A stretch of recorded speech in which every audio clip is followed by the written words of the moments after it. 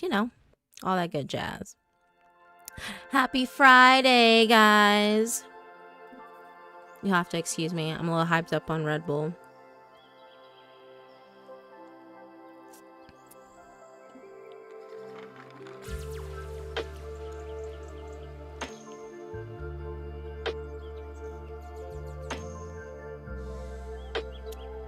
But yeah, I got a 3-parter for you guys.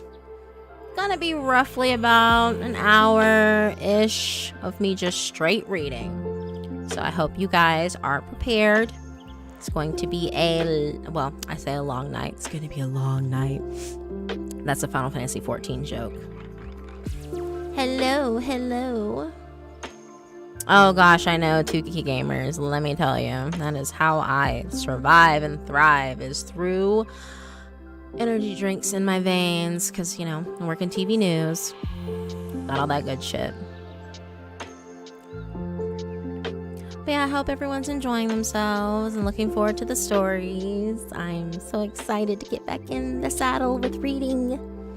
It's gonna be a different story. I kind of stumbled across this just like randomly, so I hope you guys like it. Also, don't mind me, I'm like eating a melon candy, kind of help with my throat. And I have water, I have tea, I have, you know, sweet things to help with my throat, so it should be good to go. I hope everyone's ready. I'm stoked. Tell me if you could, whenever I start narrating, just link the stories in chat so they can follow along as I read. We'll give it a couple more minutes, kind of gauge where everyone is before I fully jump into it, if you know what I mean.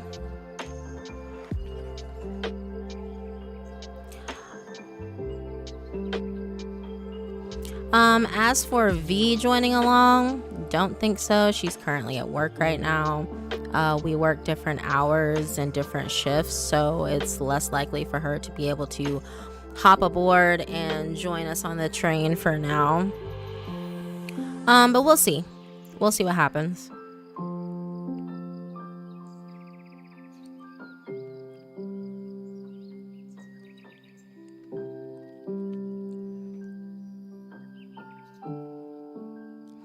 Yeah, it's a whole thing. Since I work this weekend and I'm not going to be, you know, since I work this weekend and, well, I'm not going to be around for like actual New Year's, what I'll do is at the end of the stream, I'll play I Hate New Year's Eve, which is one of my favorite stories that I've ever done. Not the favorite, but one of my favorites. And that's kind of where like the whole Eden laugh got coined, was through that video and several other videos. But I'll play that at the end just because it feels kind of traditionally, or it feels kind of like tradition to do it when I'm coming up to the end of the year. So we'll do that. But for now, you're going to have original stuff, or I say original, we're going to have new stuff before I end it on an oldie but goodie. So we'll round everything out that way. All right, so I guess without further ado, we can kind of just jump into this if you guys are ready, unless you know, want to chill for a little bit and just kind of chat and see what's going on. I hope everyone's going to have a lot of fun over the new year. Make sure you're safe. Make sure if you're going to be drinking, make sure you have a DD. Make sure you're not behind the wheel after you've been drinking. I don't want anyone to get hurt. That kind of thing. Just do a revival stream. I could probably do that.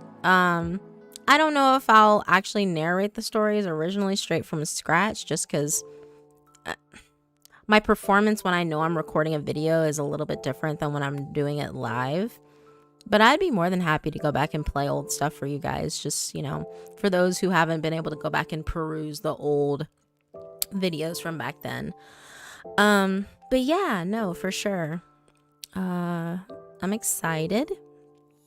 I can't wait to get started. But yeah, I want this new year to be a good new year for everyone. I want to be more active on the channel. I want to hang out with you guys more, not just in stream, but like actually in the server. Just kind of like, have a movie night, have a game night where we all can just kind of chill and talk and hang out and do stupid shit, but yeah, like I want to do more stuff this year and kind of experiment more, do more visual novels. I think that'll be good. I think that's something that I want to do. Okay. Well, I'm pretty sure. Yeah, I think that would be something. But yeah, okay, so let's go ahead and get ready. Go ahead and fade this out a little bit. Start getting ourselves ready for the good.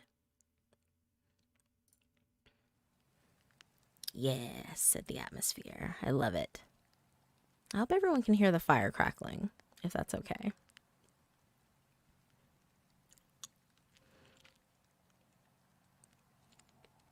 Alrighty, if you guys are ready, let's get started. The first story that we're reading tonight is A Sunset in Texas by Starless and Bible Black.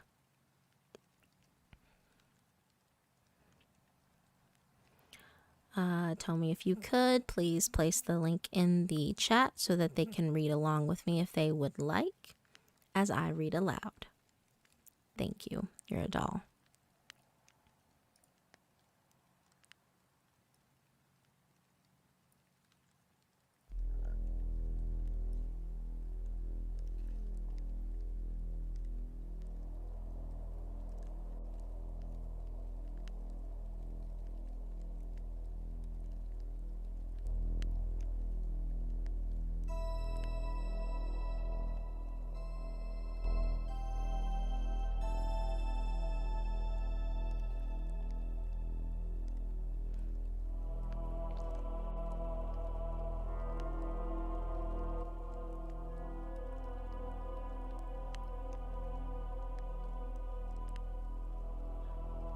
Cooper's eyes slowly opened, but his surroundings remained blurred as his vision began to focus.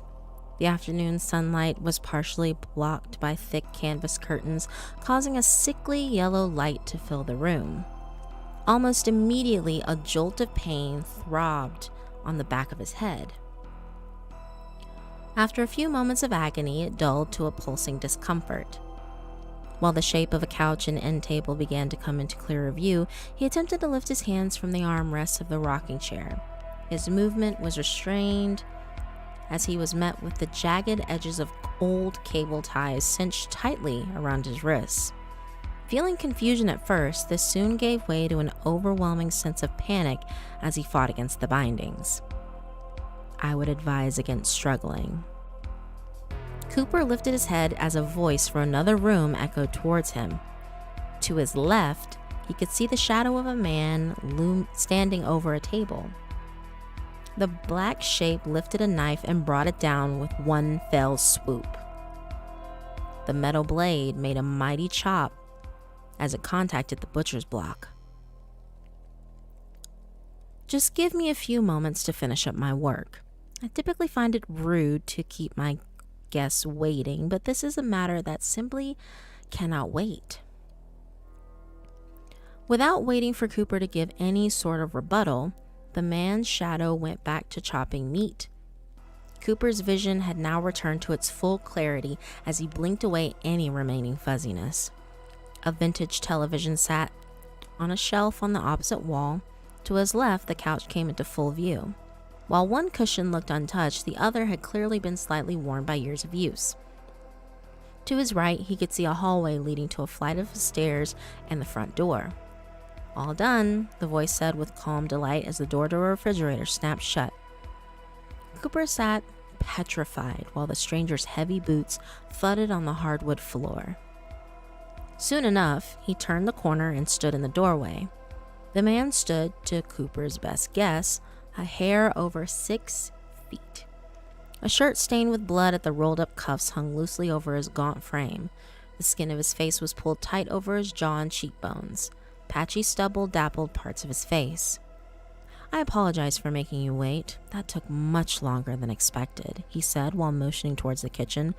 Although Cooper was unable to see what he was referencing, he had no interest in finding out what it was. "Dinner's on the stove and should be ready in a few minutes. I take it you'll be joining me?" Cooper looked down at his wrists and then back up at the man. "I guess I don't really have a choice, now do I?" This caused the man to let out a bellowing laugh and slap his knee. While he made a spectacle of himself, Cooper sat in silent observance. "Let me tell you something, Cooper. You certainly aren't like any of the others that have been here. You have a sense of humor. You may look boring in your driver's license photo, but you seem to be anything but." Still chuckling, the man walked out the room and returned to the kitchen. Cooper heard him open a cabinet and pull out plates and silverware with a rattle.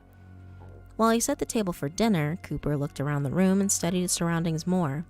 The sun was sinking lower, causing the light being filtered by the curtains to now be slightly tinted orange.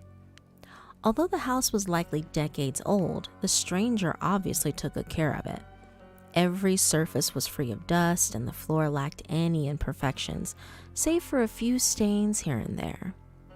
"All right, everything's set." The man returned from the kitchen with a small paring knife clenched in his slender fingers. A wave of fear swept through Cooper as his imagination raced at the possibilities that lay ahead. His eyes went wide as they locked on the knife. In turn, the stranger lifted his empty hand in a sign of calming. Oh, don't worry. I'm not going to use this to hurt you, unless you don't follow my instructions." He knelt in front of Cooper and slipped the blade between the cable and the leg of the chair.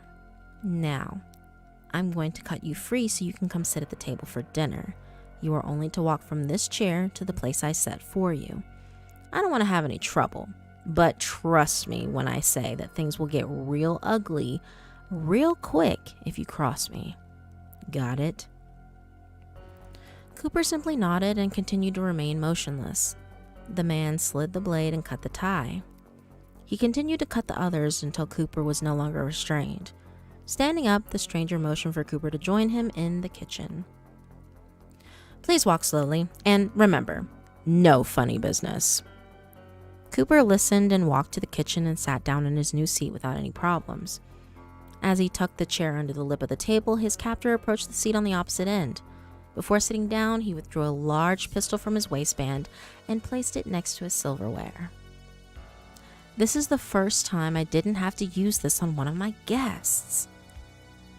They typically make a run for either the front or back door. If you happen to look at the floor of the living room, you should have been able to tell that they never made it far. The more I get to know you, the more I like you, Coop." Cooper gave a forced grin while his mind raced with images of numerous other victims being gunned down no less than 10 feet away from where he sat. At least that explained the stains on the floor. The visions unsettled him, but he made sure to keep his composure. Whatever situation he was in, he needed to remain calm if he had the slightest hope of getting out of this mess intact. "Is it all right if I call you Coop? I didn't want to seem informal," the man said while scooping mashed potatoes on both plates. "That's fine. What do you want me to call you?" Cooper asked while attempting to keep his composure. The task was growing more and more difficult as time went on. "Oh, how rude of me. I forgot to introduce myself. You can call me Gunner." Cooper gave him a confused look as Gunner slid a plate load of food in front of him. "It was my father's idea to name me that, and I never questioned my old man." Gunner slapped a cut of meat on his plate and placed the lid back over the pan. Taking his seat once more, he neatly folded a crease in his napkin before placing it in his lap. Cooper glanced around the kitchen and observed the small room. The dishes Gunner had used to cook dinner were already washed and drying in a rack next to the sink. All dishes and food items were hidden away in cabinets, leaving the kitchen spotless. He had yet to see anything out of place in the house, leaving him to ponder on the obsessive nature of this man. "Coop, I'm going to make you a deal. I didn't shackle you to that chair because you didn't attempt to run from the living room. If you continue to behave yourself, I'll consider letting you off easier than I intended." Cooper stopped cutting his food and looked up from his plate. Gunnar continued to scoop some mashed potatoes onto his fork and into his mouth, acting as if what he had said should not warrant any questions. May I ask what you mean by letting me off easier? That'll come in time. Now, let's get to know each other. So, tell me, Coop, what's your story? Before Cooper spoke, his mind raced with the possibilities of Gunnar's statement. Deciding it was best to play along with his twisted game, he knew acting casually was his best defense.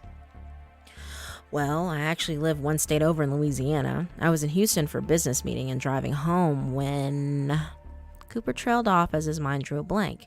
He attempted to remember how he got in this man's house, but every image that came into his mind's eye was fuzzy at best.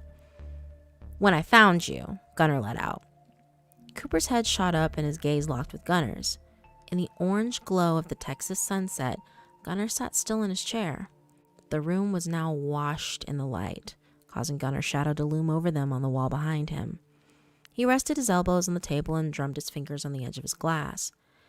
Is it starting to come back to you, Coop? He asked as a small grin pulled at the corners of his mouth. At that moment, everything came back to Cooper in a sudden burst. He remembered standing on the side of the interstate. His car had a flat tire and he flagged down the first car coming in his direction. It had pulled onto the shoulder and Gunnar stepped out with a tire iron. Although he had thought not much of it at the time, Cooper released he should have been more cautious. He remembered showing Gunnar the gash in the wall of his tire when the blow hit the back of his head. From there, his vision began to blur before he succumbed to darkness. I guess you remember now. Sorry about hitting you a little too hard. You just seem so big that I didn't want to take any chances of not taking you out on the first try. Cooper continued to stare down at his plate. The bump on the back of his head throbbed once again and his hands began to tremble. Outside, birds chirped in a tree and a slight breeze made the wind chime on the porch, let out a few solemn notes. Why? Gunnar swallowed the bite he had taken and gently rested his fork down on the table. I'll need you to speak up, Coop. Working with power tools all these years has left my hearing a fraction of what it used to be. Why did you do this to me? Gunnar took a sip from his glass, making sure to not break eye contact with his guest. And there it is. Every time I've had a guest over, the conversation always reaches a point where they question my reasoning. I must say though, Coop, you're the calmest one I've ever had. May I ask why that is? Certainly this must frighten you to some extent. Cooper decided at this moment to lay out all his cards on the table. This was make or break. It does, but I feel that remaining cool and collected is my best chance of leaving. For the first time that night, Gunnar frowned. Without saying a word, he gathered his plate and glass and carried them over to the sink. The garbage disposal were to life as leftover food scraps were jettisoned into its metallic jaws. I thought that by now you would have understood that I can't let you leave. I'll admit that you were the first person to be calm and respectful about it, but I still can't let you leave. He flipped a switch and the hum of the disposal slowly died. Gunnar began washing his plate with his eyes staring out at the setting sun. The lower it sank towards the horizon, the more orange the room became. I'm going to give you fair warning that what I say next is typically what drives my guests over the edge if that hadn't been the case already. You're different from the others, so I'm expecting that you'll take this with a slight bit of discomfort, but no extreme over-exaggeration. Gunnar slid the plate in a slot on the drying rack and dried off his hands with a crisp white towel. I kidnap people with the intent to, well, eat them. Cooper felt his body tense in fear. As his mind attempted to firmly grasp this new information, he felt a tear escape the corner of his eye and roll down his cheek. Now, I know that sounds bad, and I must sound borderline psychotic for trying to downplay it, but I have my reasoning. It's kind of a long story, so please bear with me. Gunnar sat back down in his seat and made himself comfortable. You see, I dropped out of high school without getting my diploma. This left my career choices to be less than desirable. The only option I had left was with working with my father's repair shop. We would take it in vehicles with large engines like tractors or oversized trucks used for hauling. He forced me to do the menial tasks like scraping rust and cleaning off oil and grease. It was far from being the ideal life, but it put food on the table, be it barely. Cooper continued to stare at the table and managed to take in every word that left Gunner's mouth. A few more tears escaped from his eyes, leaving lines to the dirt on his face. You see, Coop, this town suffered a major crisis some 15 years ago. We had a major drought, causing most of the crops to wither away and perish. The little water we had was spent keeping livestock barely clinging to life. The ones that lived long enough to be taken to slaughter were too malnourished to yield any meat worth eating. After all, the meat was deemed uneatable. The town met in the city hall to discuss how to move forward. We argued for hours, but every solution was shot down almost immediately. Just when we thought there was no middle ground in sight, my father came up with an idea. We should eat a few residents. Cooper slowly looked up from the table and locked eyes with his captor. He explained that we should only eat what was necessary for the town's survival. The weakest would sacrifice themselves for the betterment of the townspeople. At first, no one said a word. As I looked around the room, a few people stared at my father with blank expressions. Some glared at him with bewilderment and disgust, while others didn't really know how to react to such a horrid recommendation. Eventually, a few people spoke up in agreement of the idea, causing those opposed to start a shouting match. My father slammed his fist on the table and received everyone's full, undivided attention. He suggested putting it up to a vote. When he asked for those in support to raise their hands, roughly a quarter of the town did so. When asked for those opposed, another quarter of the town raised their hands, leaving almost half the town undecided. Suddenly, gunshots rang out through the room. Everyone who had voted in opposition slumped forward in their seats. Some people screamed, some people cried, some sat in complete calm. My father had arranged the whole ordeal before the meeting. His closest friends had all agreed that cannibalism was the only option they had left, and felt it necessary to take out anyone who would try and block their path. As the bodies were pulled from the room, my father informed everyone who had not voted that he was going to be in control of handling everyone's rations. You would either take meat for your family or be gunned down on the spot. Anyone caught trying to contact state authorities or leave would also be met with a grim demise. Cooper sat in silence as he absorbed the information. Wherever this place was, he was now caught up in a mess of a situation. The bodies of those at the meetings were dried and preserved for future consumption. When that supply finally ran out, my father and a few of his buddies resorted to abducting stranded motorists. He knew better than to pick them all up near the town, so he would drive out in the work truck, pick up a fresh meat all over the eastern part of the state.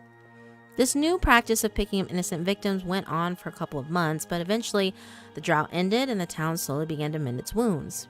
However, some of the residents still had a craving for human flesh. My father didn't see the need in continuing this operation if it was no longer necessary for their survival. He made a deal with those who still wanted the meat that he would happily supply them with it on special occasions like Christmas, the 4th of July, or someone's birthday. Lifting the pistol from the table and pointing it square in the center of Cooper's chest, Gunner chuckled to himself.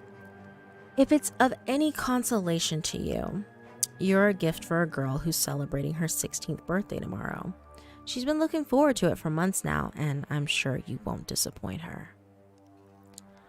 Gunner laid down the pistol and walked over to the refrigerator. Opening the door, he withdrew 2 beers. He popped the caps off into the trash can and set one down in front of Cooper. I really do like you, Coop. You've been so respectful to me. So I'll treat you to one last beer before I take you outside. I know it's not the ideal circumstances to have a final drink in, but I feel obliged to offer. Cooper sat motionless and stared at the beer. Condensation rolled down the hazy brown bottle before settling on the table in a small pool. Now, I know you probably want to say goodbye to your friends and family, but we both know why I can't let you do that. So go ahead and enjoy your drink before we get started. I hate my father, Cooper muttered under his breath. Gunner lowered the neck of the bottle from his lips and gently rested it down on the table with a soft clink. What was that? I said, I hate my father, Cooper let out through gritted teeth. Gunner's eyes opened just a hair wider as he was taken slightly aback by the admission. Never before had one of his victims stated resentment for a parent. Oh, and why is that? Cooper lifted his head up and glared with intense detestation burning in his eyes. He's a bitter and abusive old man who took every chance he got to demean me, whether I actually deserved it or not. Gunnar rested his elbows on the table, a look of interest crossing his face.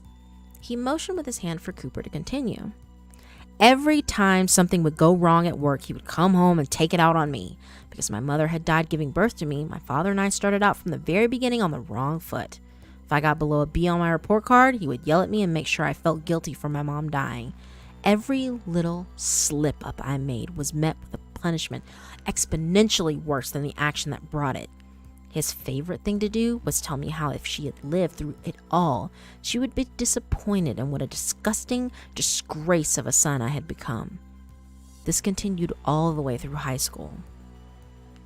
When it was time for me to choose the career path I wanted to take, he forced me to study engineering, just like him. I wanted to go into something like medicine or physical therapy. I wanted to feel that I was directly bettering someone's life, but he wanted to hear none of it. He was paying for my tuition and held that over my head and used it as leverage. As miserable as it was, I got my degree, found a job. We both work at the same firm, but I feel to this day that he wanted me to be an engineer so he could continue to abuse me at work. I make good pay, but I'm not exactly happy. Gunnar remains silent and attentive. So, to answer your question in a lengthy way, no, I don't want to say goodbye to my father. He's a monster, and I wish him the cruelest fate imaginable. I'm no saint, but compared to him, I'm close enough. I just wish that horrible man gets what he deserves in the end. Gunnar sat in silence for a few moments. After letting his mind process its thoughts, he finished off the last of his beer. He walked over to the trash can and discarded it. Staring out the window, he watched as the last orange slivers of the sun vanished over the horizon. What if we make sure he does? Cooper turned around and gave Gunnar a puzzled look. What are you suggesting? I'm going to make a deal with you, Coop. I like you. I really do. If you can get your dad to come here, I'll let him take your place. Of course, you still can't go home, but you can live here with me. I know it may not be the most ideal situation for you, but hopefully you'll find it better than being served at the party tomorrow. I'll give you a few minutes to think it over, so go ahead, I'll do it. Gunnar turned around with a slight look of bewilderment at how quickly Cooper had made up his mind. Are you sure? Cooper gripped the edge of the table tightly at the thought of his father finally getting the treatment he deserved. After all these years, vengeance was within his grasp. Without saying another word, he nodded. Well then, I'll give you the phone. Go ahead and give him a call and ask him to come pick you up. Gunnar turned and pulled the phone from the receiver mounted on the wall. Handing it to Cooper, he gave him a final look, asking that he was fully confident in what he was about to initiate. Without hesitation, Cooper took the phone and dialed his father's number into the keypad. I hope you're happy with yourself. I had to reschedule my whole day, as well as tomorrow, to come out and get your ass back home. Cooper's father slammed the door to his car shut and marched towards the front porch. Cooper stood on the steps with his hands in his pockets and his head hanging low. Gunnar stood in the doorway watching in quiet observance. You'll be reimbursing me for the gas I wasted hauling that trailer out here to take your car home. Cooper nodded his head and didn't say a word. And I expect you to pay this man for towing your car here, feeding you, and letting you spend the night. I apologize for all this, Mr. Hanson, Gunnar said while extending his hand. Cooper's father shook it. Pleasure to meet you. My name's Keith. I apologize it wasn't under better circumstances. It was really no trouble. Your son really is a fine man. Keith rolled his eyes and muttered something under his breath. Believe me that if you lived with him, you'd think a lot differently. Keith turned and walked down the steps. The humid summer was starting to take its toll, causing him to loosen his tie. All right, Cooper, let's get your car loaded up and get the hell out of here. I'm already starting to break a sweat, so you'll have to buy me a new shirt after all this. Keith stepped into the grass and started in the direction of Cooper's car behind the house. He stopped after a few paces to find Cooper still standing on the steps of the house. His gaze was directed out at the setting sun. What, are you deaf too? I said let's go! Cooper remained motionless and bathed in the orange glow of the Texas sunset. The wind blew, causing small pieces of dead grass to swirl around his feet. "I don't have time for this shit," Keith muttered as he trudged back in his son's direction.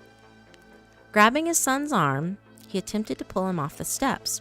When Cooper refused to budge, his father grabbed his arm with both hands and pulled harder. Suddenly, Cooper took his free arm and wrapped it around his father's neck.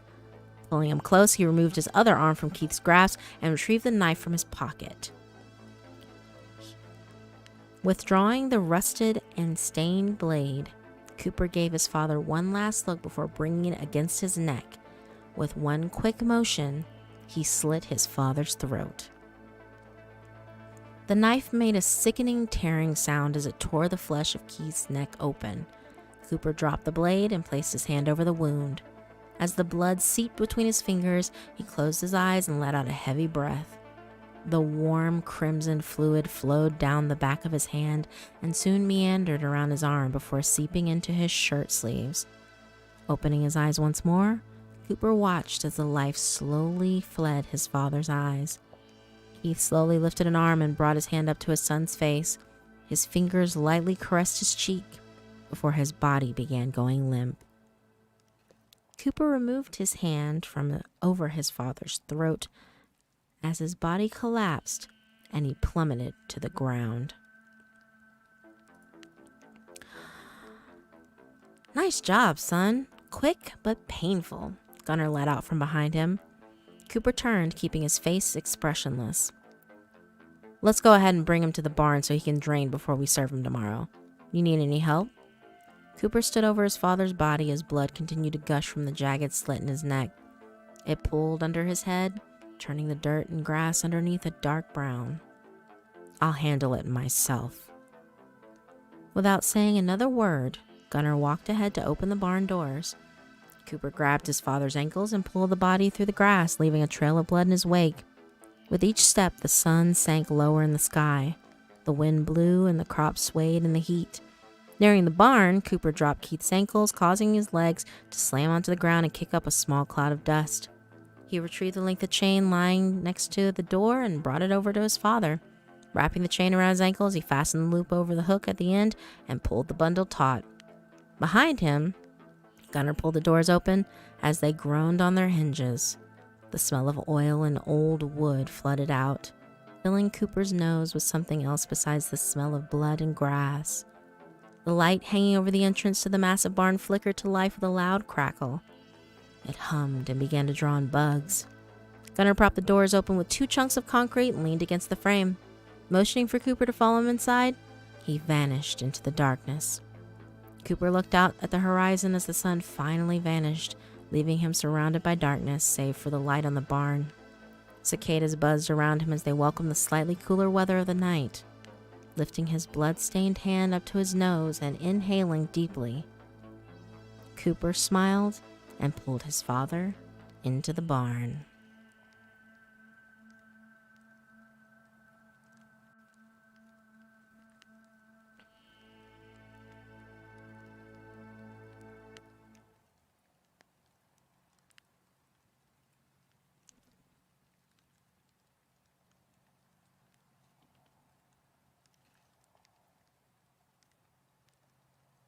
And that's it for part 1. Let's get ready for part 2. Hey, Raptor! So good to see you. It's been forever.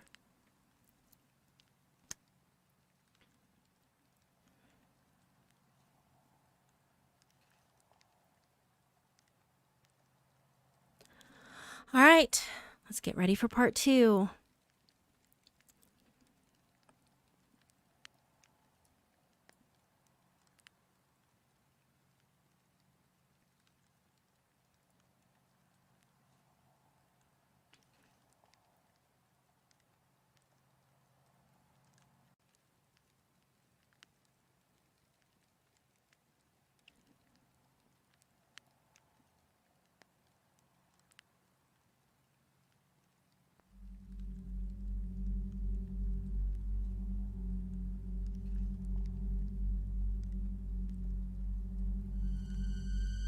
Midnight in Texas, written by Starless and Bible Black.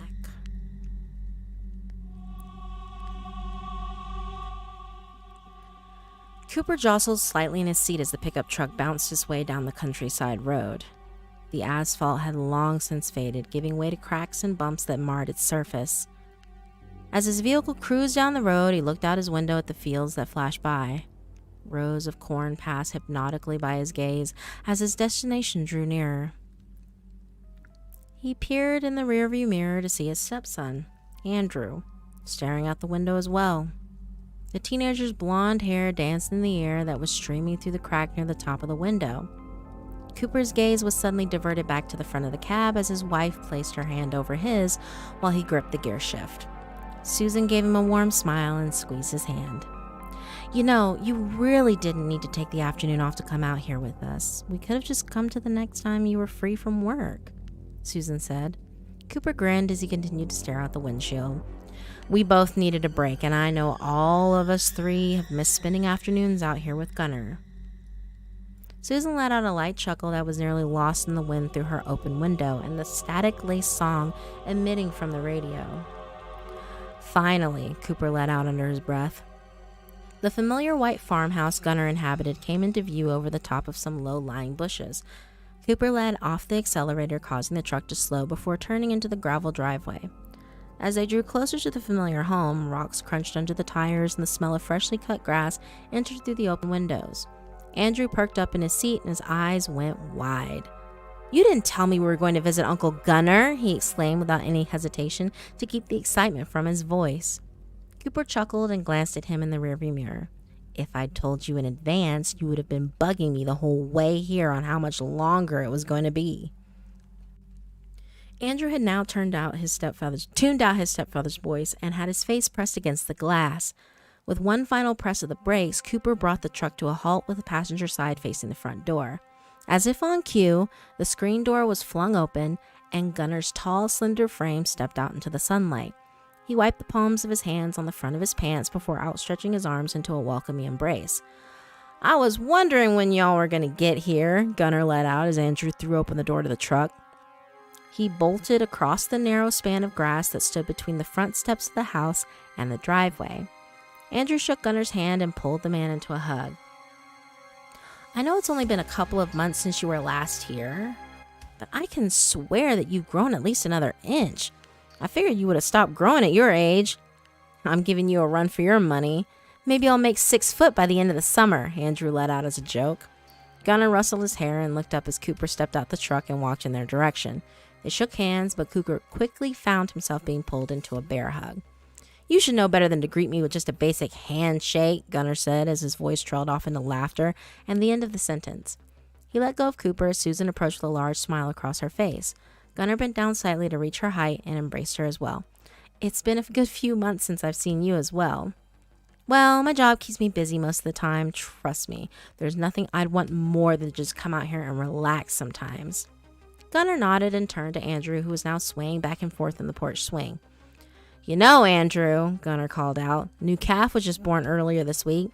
Why don't you and your mama head over to the stables and have a look? It's almost dinner time anyway. You still remember how to feed the newborns we took care of last summer?" Andrew nodded with excitement before bolting down the front steps in long strides and taking off in the direction of the stables on the other side of the property. Susan shook her head with a grin before walking behind him. "The boy's 16, but still gets excited like a child when he comes up here," Susan said with a laugh as she quickened her pace to catch up with him.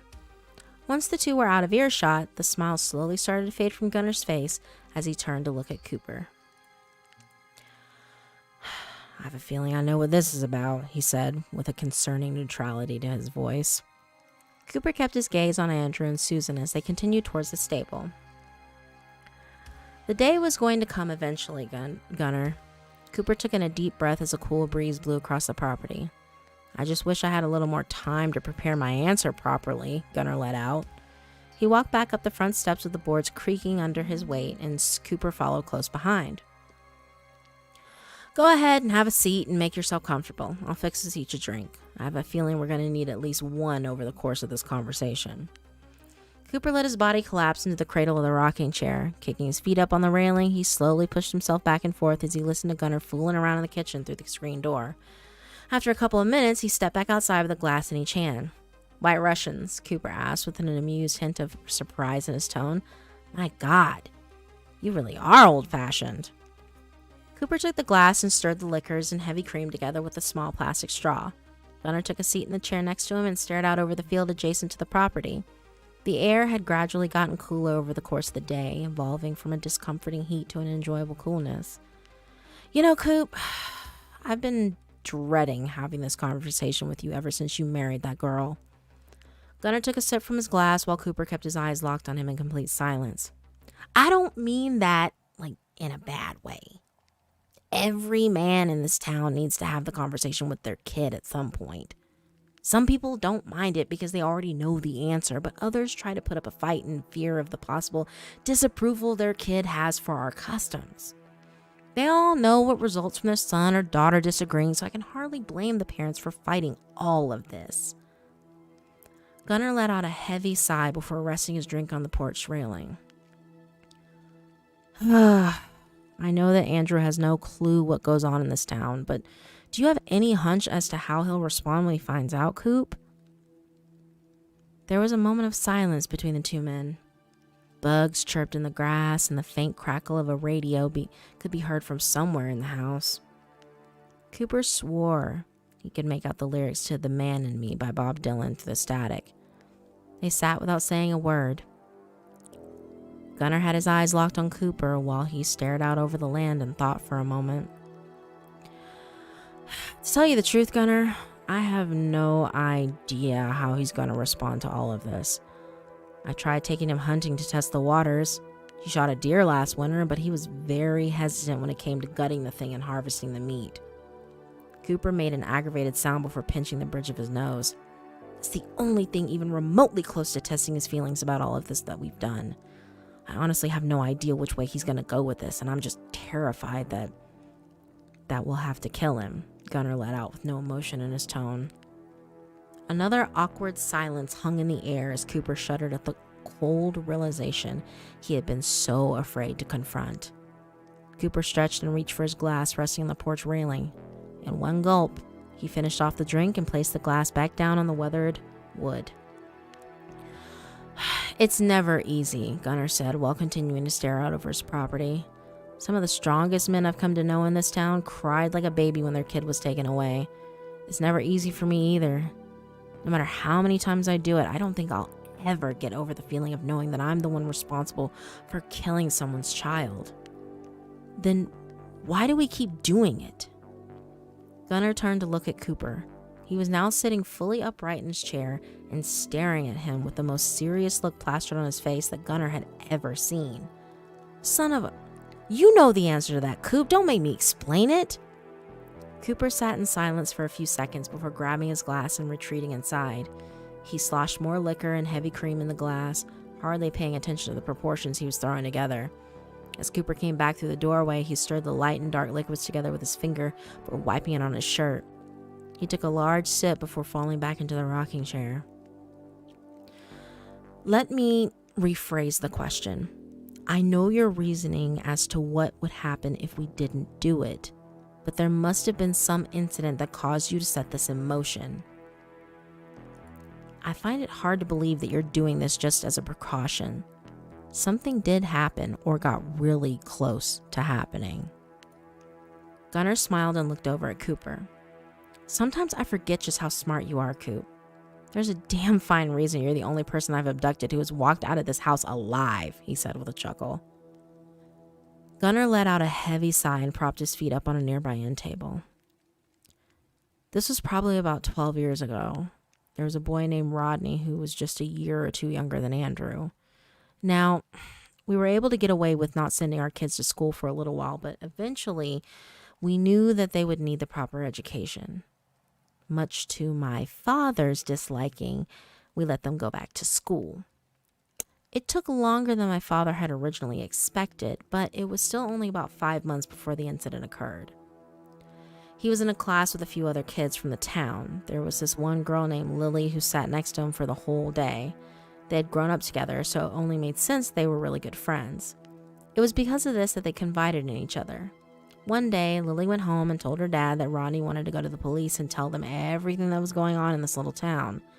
That very night, her father came running to our front door and started banging on it. I was already in bed, but could hear him from downstairs in the living room explaining everything to my dad. Immediately after this, my father grabbed the shotgun hanging above the fireplace. Nestled under the covers of my bed, I heard him slam the door to his truck and the engine roar to life. As he peeled out of our driveway, my young mind raced, trying not to imagine what he was going to do next. The following day, Rodney wasn't in school. He assumed there the next day either he wasn't there or any other day after that. I made the assumption of what had happened, and my old man skirted the question whenever I asked. It was years later, when my old man passed the tradition on to me, that he fully explained what had happened that night. He had pulled up to Rodney's house with a shotgun slung over his shoulder. It was late at night, so his parents answered the door with a lot of confusion. My father told them not to interfere and simply pushed past them and walked upstairs. As Rodney's mother screamed and collapsed to the floor, my father dragged the boy down the stairs, screaming and fighting the entire way down. Gunnar paused for a moment. The void of silence was once again filled by the surrounding bugs and soft, blowing breeze that passed through the trees. My father took Rodney outside, led him deep into the property, and put a bullet in the back of his head. Cooper was sitting with his hands clasped together and holding his chin up. His gaze was now focused out over the farmland and the setting sun that was beginning to disappear below the horizon. So, you were correct in your assumption, Coop. We don't just do this as some paranoid precaution. We do this because it almost happened, and I don't want anything like that ever happening again. Should anyone discover what goes on in this town, I don't want to be around to witness the fallout the members of our society would have with any armed authority. Have you considered just ending this altogether and letting the generations that remember and participate in it just fade away with the time? Gunnar chuckled and finished off his drink. He kicked a leg up on the patio railing and rocked himself in his chair. Trust me, I've considered it on more than a few occasions. It'd be a weight off my shoulders, but I don't trust some of the people in this town.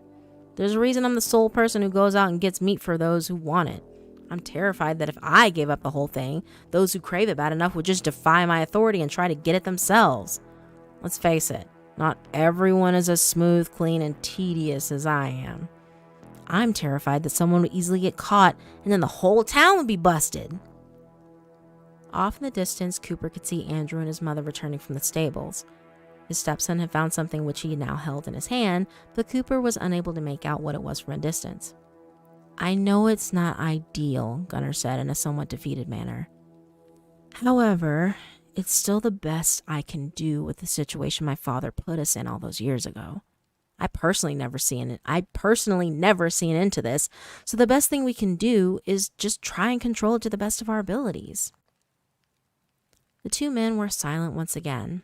Cooper ran through the multiple scenarios in his head while Gunnar did his best to not let his emotion cloud his judgment. If we end up having to go through with it, I want to be the one that does it. Gunnar raised an eyebrow and turned to give Cooper a surprised look. You know, I've had parents offer to do the same for their kid in the past, but I never really expected that to come out of you. Are you sure you'd be up for it? I killed my own father, didn't I? Cooper asked with a sense of pride as he recalled the night in vivid detail. Yeah, but your father was someone that you despise with every fiber of your being. That's a lot different than killing someone that you've come to know and love as your own son. Cooper opened his mouth to respond, but found he was unable to say anything. Look, Coop, I'll give you until tomorrow afternoon to go through with all of this.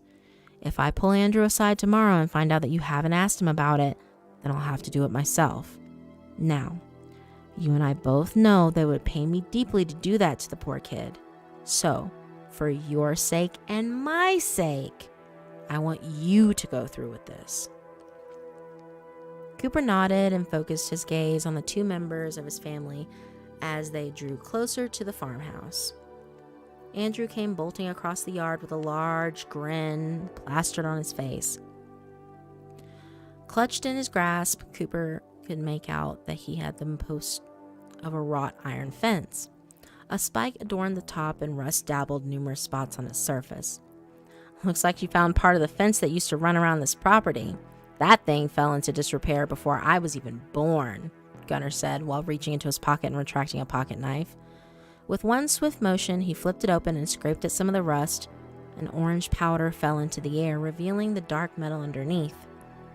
It looks like most of the rust is only on the surface. How about after dinner you and I go ahead and clean that thing off and get it treated? Andrew nodded his head with excitement and rested the large length of metal against the doorframe. Susan opened the screen door and turned her head back as she stepped inside. Andrew, how about you come help me fix dinner? Andrew heeded his mother's directions and followed her inside. As the sound of shuffling posts and pans echoed throughout the screen door, Gunnar turned back to Cooper with a serious look on his face. If I were you, I'd talk to him after dinner. Should worse come to worse and we have to take care of him, I personally think it would be best if the last memories he had were of a night like this, surrounded by family. Gunnar stood up from his chair and placed a hand on Cooper's shoulder. I'm putting a lot of faith in you, Coop. Please, don't let me down. With a final heavy sigh, Gunnar went inside to help prepare dinner. Cooper found himself sitting alone on the front porch. The sounds that were drifting outside from the kitchen were filtered out. All he could hear were the buzzing of cicadas and a slight breeze wafting through the tall grass near the edge of the property. Just like the first time he had ever been in this house, the sunset was casting an eerie orange glow over everything. What had once been a living nightmare when he woke up strapped to a chair in Gunnar's living room was now a place he considered to be his true home. He had come to love and accept Gunnar as the father figure that he never had growing up. Out the corner of his eye, he saw a faint movement. The door to the barn had been left open, causing it to rock slightly on its hinges as it got caught in the breeze. A soft groan would escape the hinges, barely audible to Cooper over the distance. As he stared at the building that he had dragged his father into, the smell of blood began to fill his nostrils, while the memories of that night came flooding back. He shook his head and jolted up from the rocking chair, not wanting to think about it anymore. He walked inside just as dinner was being pulled from the oven. The four of them ate at the dining room table that had been adorned with the first flowers of spring. There were plenty of stories told and laughter to be had as night began to fall over the small Texas farmhouse. The entire time, Cooper's mind swarmed with the thoughts of what he was going to have to do later that night. However, he managed to keep his composure and put on a pleasant demeanor during all of it.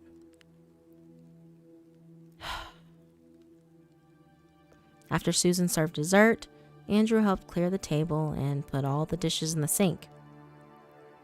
After they had all been scrubbed and placed on the drying rack, the four of them sat in the living room watching a movie on the television. The clock above the mantel was just about to strike 10 when Cooper leaned over and whispered something in Andrew's ear. Would you mind coming outside and helping me with something? Andrew did not ask any questions and simply followed Cooper outside. As he opened the door, a symphony of night filled their ears. The entire landscape had come to life with the sounds of birds, insects, and other night life that inhabited the surrounding land. Cooper stepped off the gravel driveway onto the freshly cut grass, his boot leaving prints in his wake.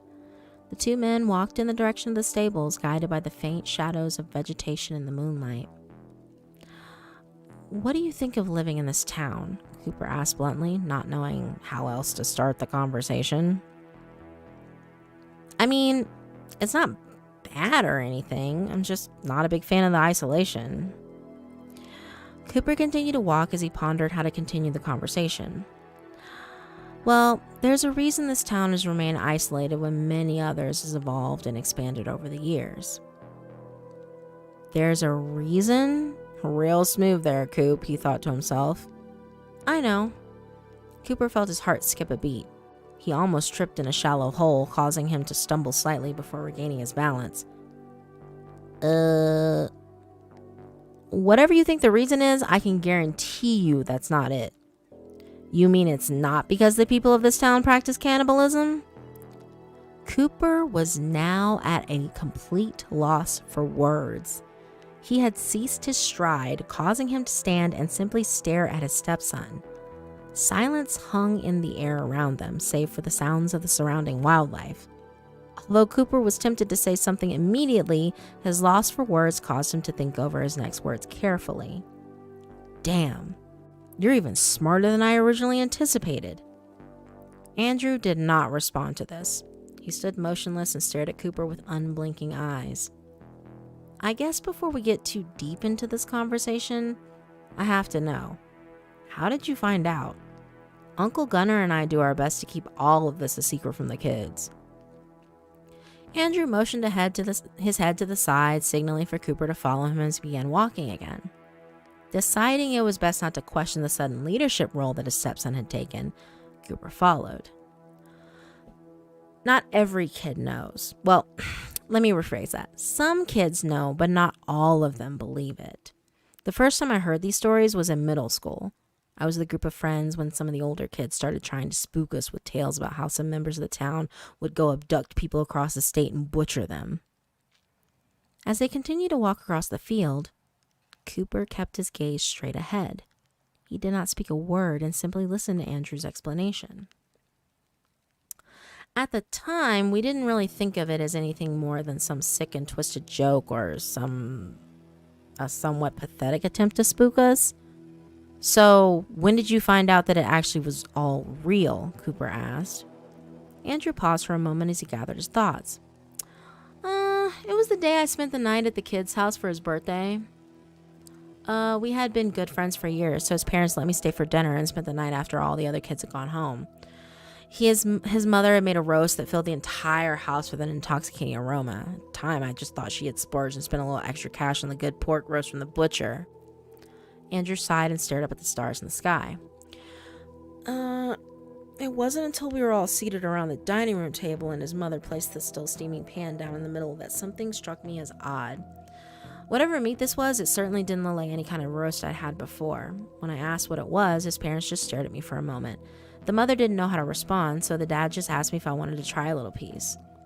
Andrew ceased speaking, causing a silence to fill the space between them. So, what did you do? Cooper asked in a dry tone. I thought about all the rumors of people being abducted and butchered. I also thought about all the instances where some kids would stop coming to school. It suddenly occurred to me in that moment that perhaps there was some truth to these stories. My mind suddenly began to fear what would happen if I acted out at the dinner table. So I did the only thing that guaranteed to keep me safe. I took a big slab of it on my plate and ate every last bit.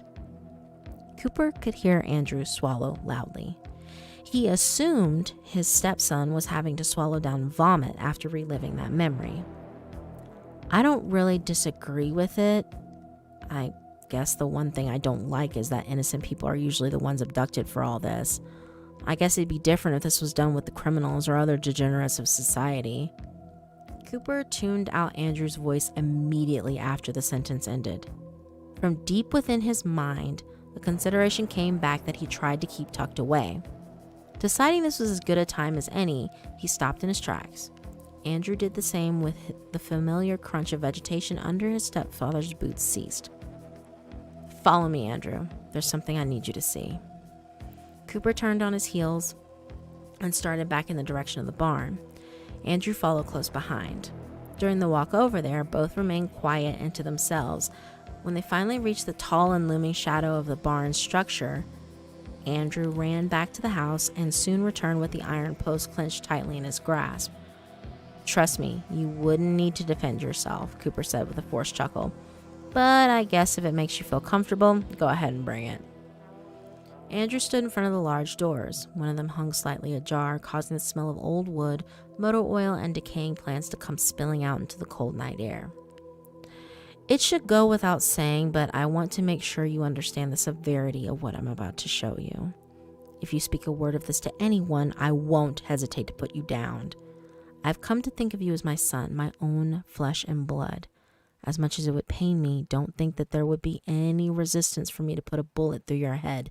Do I make myself clear? Andrew swallowed the lump in his throat and nodded his head. Cooper swung the door open fully and motioned for his stepson to follow inside. As Andrew stepped over the threshold, he placed the sleeve of his flannel shirt under his nose to avoid the growing severity of the smells inside. Cooper continued toward the back of the barn where a rickety flight of stairs ascended into a loft. Before going up on the first step, he grabbed the shotgun that was hanging from a hook on the wall. As the two men climbed up the stairs, the ancient wood groaned and squeaked under their weight. When they finally reached the top, Cooper reached out and flicked a light switch that was mounted on a structural post with the wires crudely stapled to the framework of the barn. To the right of the opening in the floor where the stairs came up, Andrew could hear a light bulb crackle to life, and a sickly yellow glow filled the area in front of him. Cooper stepped onto the loft and waited for Andrew to reach his side. Andrew could see that the floor was covered by a thick blanket of dust, although it had been disturbed in some places. His eyes then focused on a set of chains that were bolted to a large beam overhead. The links drooped down from the ceiling until about halfway between the beam and the floor before curving out towards the back of the loft and disappearing into the shadows. Before Andrew was able to question what they were for, Cooper lifted his boot and banged it loudly onto the floor. "Wake up!" he screamed in a deep and booming voice that echoed throughout the building and sent a chill down Andrew's spine. There was a moment of silence before shuffling could be heard from across the space. The chains rattled slightly, causing a metallic clinking to echo in the air. Andrew watched in horror as one hand with a chain shackled around the wrist stretched out from the shadows and clawed at the floorboards before it. Soon afterward, another one came forward with a matching chain shackle and caused the cracking of its joints to fill the air. Andrew found himself unable to move as the two arms extended into the light and heaved a body from the shadows. A head that was covered by greasy, disheveled hair emerged from the darkness. A mouth appeared from behind matted locks of hair and opened as if to scream, but only a painful squeak escaped. Its head slowly turned from side to side, attempting to locate where the sound of Andrew's heavy breathing was coming from.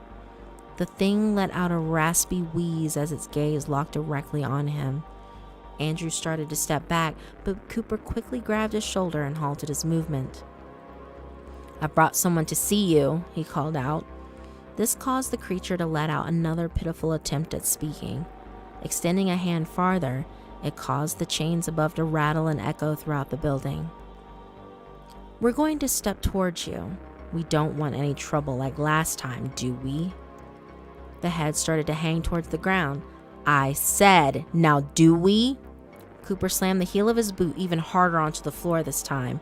The boom caused the creature to throw its hands around its head and bend down into a fetal position. "Stay close to me and listen to anything I say," Cooper said as he motioned for Andrew to follow him. Together, the two took slow and cautious steps towards the thing that was now huddled over in a ball on the floor. With each step that connected with the floor, Andrew could see its body tremble with fear. Now, within close distance, Andrew could tell this was not some starved creature, but a human being. "Dad, who is that?" Andrew asked as they stopped in front of the individual. Without speaking a word, Cooper used the barrel of his shotgun to pull the greasy strands of clump hair away from the person's face. In the dim light from overhead, Andrew stared down at the face that he had not seen for years. Although yellowed bandages were wrapped around his eyes, he was still able to recognize some facial features. He felt his limbs go numb, and the iron post fell from his hand. It came down on the floor with a loud thud, causing the man that lay in front of them to throw up his hands in self-defense. "Dad, I thought your mother had to keep you from the truth for a reason." Andrew turned to Cooper with tears starting to run down his cheeks. "Your daddy never died in a car crash like your mother always told you. She did that to spare you from the truth until she felt you were ready to hear about it. She personally would have liked for you to stay oblivious to all of this for a few more years, but I don't see a better time for you to know than right now." Andrew continued to stare down at the malnourished and weathered figure of his biological father on the floor. The images in his mind of a once muscular and powerful figure were now replaced with those of the weakened person that lay before him. What Why did you do this to him?" Andrew barely managed to choke out through heavy sobbing. Cooper took in a deep breath and prepared himself for the conversation he had always dreaded would come. "I had only known your mother for just a couple of weeks when I first met your father. At first, he was respectful to me, and I grew to respect him. However, things immediately started to reveal themselves one night when your mother pulled me aside. She told me about all the times that he would beat her, and how she thought I was the person that could finally help her escape the living hell he had turned her life into." Andrew looked up from his father to look at Cooper. A dead expression was plastered across his face as he glared down at the man before them. That wasn't even the worst of it. She told me that he had just recently started to sexually abuse her. It was small things at first, but they eventually grew to be extremely dark and sinister. It got to the point where your mother would fake having a late shift at work so that she could sleep in her car in the parking lot instead of going home to him. All that Andrew ever thought of his father over the years suddenly came crashing down around him as he stared down at the monster that lay trembling at his feet. For the first time in his life, Andrew could feel an emotion towards his father that he never thought would come forth: blistering anger. I told Gunnar about this in confidence one night when I was visiting. As badly as I wanted to tell the police about all of this, we both knew that that would only lead to the possibility of them finding what goes on in this town. If we turned your father into the police, he could just as easily lead them back to what goes on here. Any sort of law enforcement presence in this town is extremely frowned upon. So we decided that the only sensible thing to do was take the matter into our own hands. Cooper paused for a moment and sucked in a deep breath before continuing. "Gunnar and I hopped into my truck and drove to your house one night when you were at a sleepover. As soon as we opened the doors and walked onto the front lawn, we could hear your mother screaming from inside.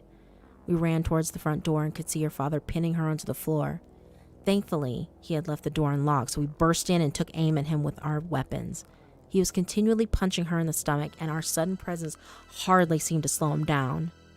As badly as I wanted to blow his head off right then and there, your mother was too close for me to guarantee she wouldn't be hit as well. Gunnar ran up behind him before he had time to react and smacked him on the back of the head with the butt of his rifle." Cooper crouched down and used the barrel of a shotgun to remove even more hair from around the father's neck area. A grimy bandage similar to the one around his eyes was wrapped around his throat. Andrew had no exact estimate as to how long it had been on him, but he guessed it had been a few years. We came to later find out that your mother had been pregnant. He didn't want another child and decided to kill the baby himself in a drunken stupor. We didn't reach your mother soon enough, and she miscarried a few days later. Your Uncle Gunnar and I decided it would be too merciless to kill your father after that night. Instead, we decided to keep him alive so he could spend the remainder of his days tortured by the consequences of his actions." He brushed the back of his hand against the man's neck, causing him to flinch. "Isn't that right, Mac?" Cooper reached into his back pocket and retrieved a pocket knife. He slid the blade under the bandage, causing Mac to stiffen out of fear. With one swift move, Cooper sliced off the bandage with a sickening tear. As it fell to the ground, Andrew stared at the darkened scar across his father's throat. Instead of gagging him, I came up with the idea of slicing his vocal cords. He'll never speak again, but his breathing isn't troubled like it would be with a sock stuffed down his throat. Should something ever happen where the authorities find him, he'll never be able to say what occurred here. Cooper grabbed Mac's hair and lifted his face up toward Andrew. This caused another painful squeak to escape his throat. As Cooper placed the blade under the bandages around his eyes, Andrew already feared that he knew what was going to be underneath. Cooper sliced off the fabric, revealing his father's shut eyelids. Zigzagging stripes of black thread held them together, and Andrew could feel bile begin to rise in the back of his throat. If he ever found a way to escape, we didn't want him to simply tear off a blindfold and find his way to the police. I also didn't want to completely remove his eyes and run the possibility of him getting an infection and dying prematurely. So Gunnar kept him knocked out and stitched his eyelids closed. Although this was a crude method, it was extremely effective nonetheless. Andrew opened his mouth to speak, but found himself unable to utter a single word. The man who he had idolized for years and missed so dearly now sat a broken man in front of him, a pathetic shell of the father he had known and loved for many years. A few more tears fell down his cheeks as he struggled to swallow the lump in his throat. I know this is a lot for you to take in right now, Andrew. No man should ever have to see his father in such a state like this. But I had to make it clear to you that not every bad action that goes on in this town is given to those who are undeserving. There are a lot of times where your Uncle Gunnar and I have disposed of some horrible people on this earth. I just hope that you understand this. Now, when we get back to the house, I'm going to sit down with you and Uncle Gunnar, and the three of us are going to have a talk about. Before Cooper was able to finish his sentence, Andrew picked up the wrought iron from the ground and swung it high up over his head. The length of metal came crashing down on Mac's head with a sickening crunch. Small droplets of blood scattered around the floor, a few of them splattering onto both of their clothes. Another gasp escaped Mac's throat, this one even louder than any previous. A crooked hand slowly lifted up in self-defense, only to be met with Andrew swinging the post with all of his might. Cooper could hear the bones within his hand crack and protrude through the surface of the skin. Mac immediately retracted the limb against his body. Before he was able to huddle up any more, Andrew brought the metal down onto his father's back. Cooper stumbled back and collapsed to the floor. Although no bones could be heard breaking this time, there was a sickening thump when it made contact. Andrew could hear his father sharply take in a breath, proceeding to violently heave and cough as blood dribbled down the corner of his lip. Andrew let out a blood-curdling scream as he continued to bludgeon his father in various spots on his back and head. One blow in particular came down with such immense force to the back of Mac's skull that the stitches over one of his eyes began to tear. An eye partially protruded from between the crusty skin of the eyelid and looked out upon the world. After years of being shielded and hidden away, the last thing Mac saw was his own son raising the iron post for one final blow. Andrew gritted his teeth and smashed the iron down onto his father's head. All the fractures that had been created along his skull finally connected and caused it to cave in. Andrew could hear a stomach churning squish as bone fragments were forced into the soft and now exposed tissue of his brain. With one final breath, Mac dropped his head into the puddle of blood that had formed beneath him. The once shaking figure was now motionless. Andrew could feel his chest heaving as he took in deep breaths. Cooper stared at the body in complete awe from his position on the floor. He had expected Andrew to have a few choice words with his father, but never anticipated the situation to escalate to this severity. Cooper wiped the blood that had splattered on his face with the back of his sleeve and looked up at Andrew. Although Cooper had been spared from the majority of the bloodshed, Andrew's clothes were heavily doused in the dark crimson fluid. The flannel shirt and jeans would have to be burned later to dispose of any evidence, and possibly the shoes that were now slowly being soaked in the blood puddle that crept towards his feet. Andrew, why? Cooper was unable to form a complete sentence. He continued to stumble over his words while glancing at his stepson. The blood on his face reflected in the sickly yellow light overhead. Andrew continued to stare down at his father's lifeless body as his breathing finally returned to normal. With a loud clang that echoed throughout the barn, the wrought iron post fell to the ground. Part of it landed in the blood puddle, causing some droplets to fly onto Cooper's shoes. "We'll take care of this later," Andrew said without any sort of remorse or victory in his tone. Andrew bent down and pulled at Mac's hand. There was a sickening crunch as Cooper heard the bones in his fingers crack. Something was now clamped in Andrew's fist. but Cooper was unable to make out what it was. With one final glare at the mangled corpse before them, Andrew slowly turned on his heels and walked towards the stairs. As he passed, Cooper stared into his stepson's eyes. The joy and innocence that had once filled them had left, now replaced with a cold emptiness. Cooper stood to his feet and quietly followed Andrew back to the ground floor. As they turned towards the open doors and passed into the loft, Cooper felt blood seep through the floorboards and fall into his hair. The small puddles that were forming on the ground squelched under his boots as the men could once again hear the bugs outside. Stepping out into the coolness of the night, Andrew pointed his head towards the heavens and sucked in a deep breath. His eyelids fluttered shut as he slowly let their air out between his lips. Cooper stepped up next to him. Although hesitant at first, he slowly reached out and placed a hand on Andrew's shoulder. He did not immediately react, but slowly turned to face Cooper. The emptiness still lingered in his eyes, but a glimmer of happiness caused the corners of his lips to slightly pull into a smile. "You all right there, Andrew?" Cooper asked in a soft tone. Andrew let out a light chuckle and stared off at the farmhouse in the distance. Gunnar and Susan suddenly stood up from their rocking chairs. She bolted down the front steps and sprinted in their direction, with Gunnar following behind at a walking pace. "I'm fine, Dad. I'm perfectly fine." Cooper felt the wind sucked from his lungs at that moment. Andrew had never called him Dad before and expected that day to not come for a long time. Andrew turned and gave Cooper a warm smile before wrapping his arms around him.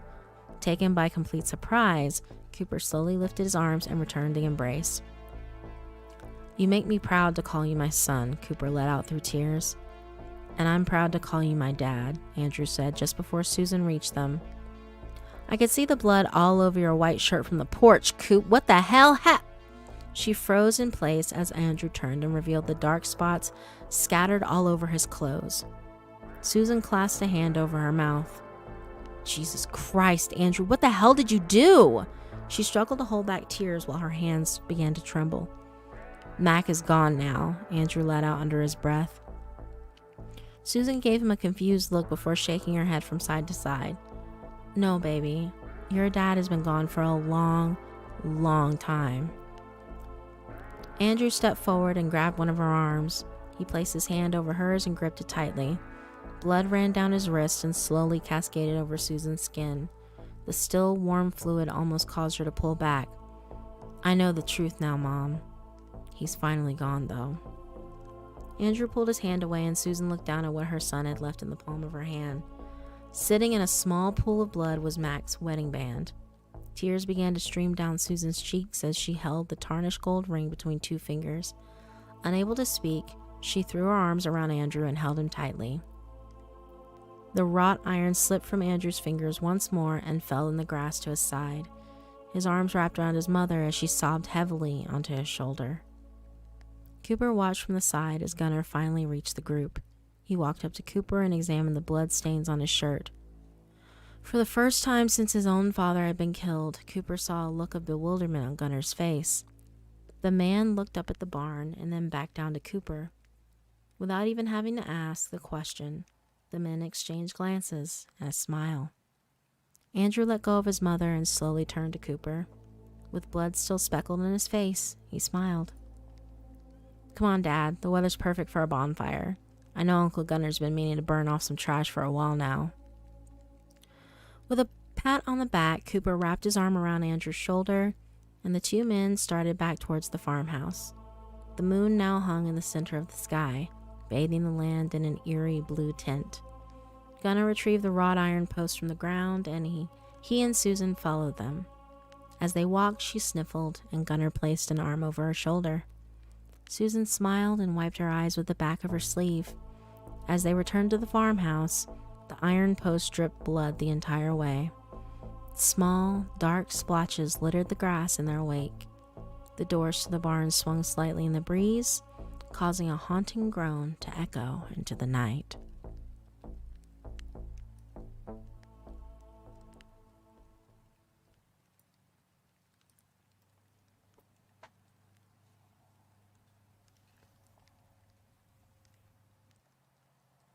Oh my gosh, these stories are getting crazier and crazier.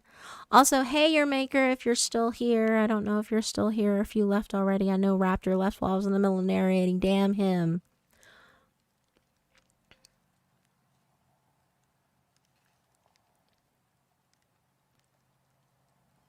I'll have to catch up with him later.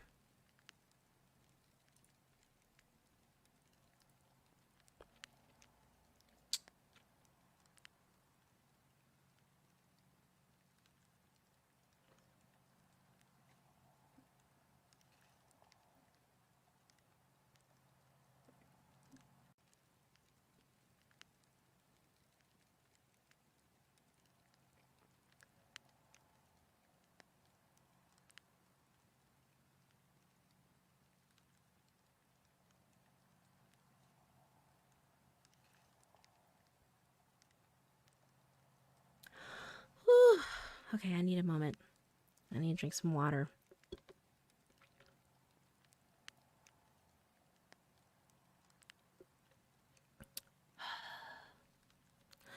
As for the next story, Grizzly Melon, it is the finale to the trilogy that is this series. Oh, okay. I got water in me. I'm good. All right. Next up is the finale, Dawn in Texas, written by Starless and Bible Black.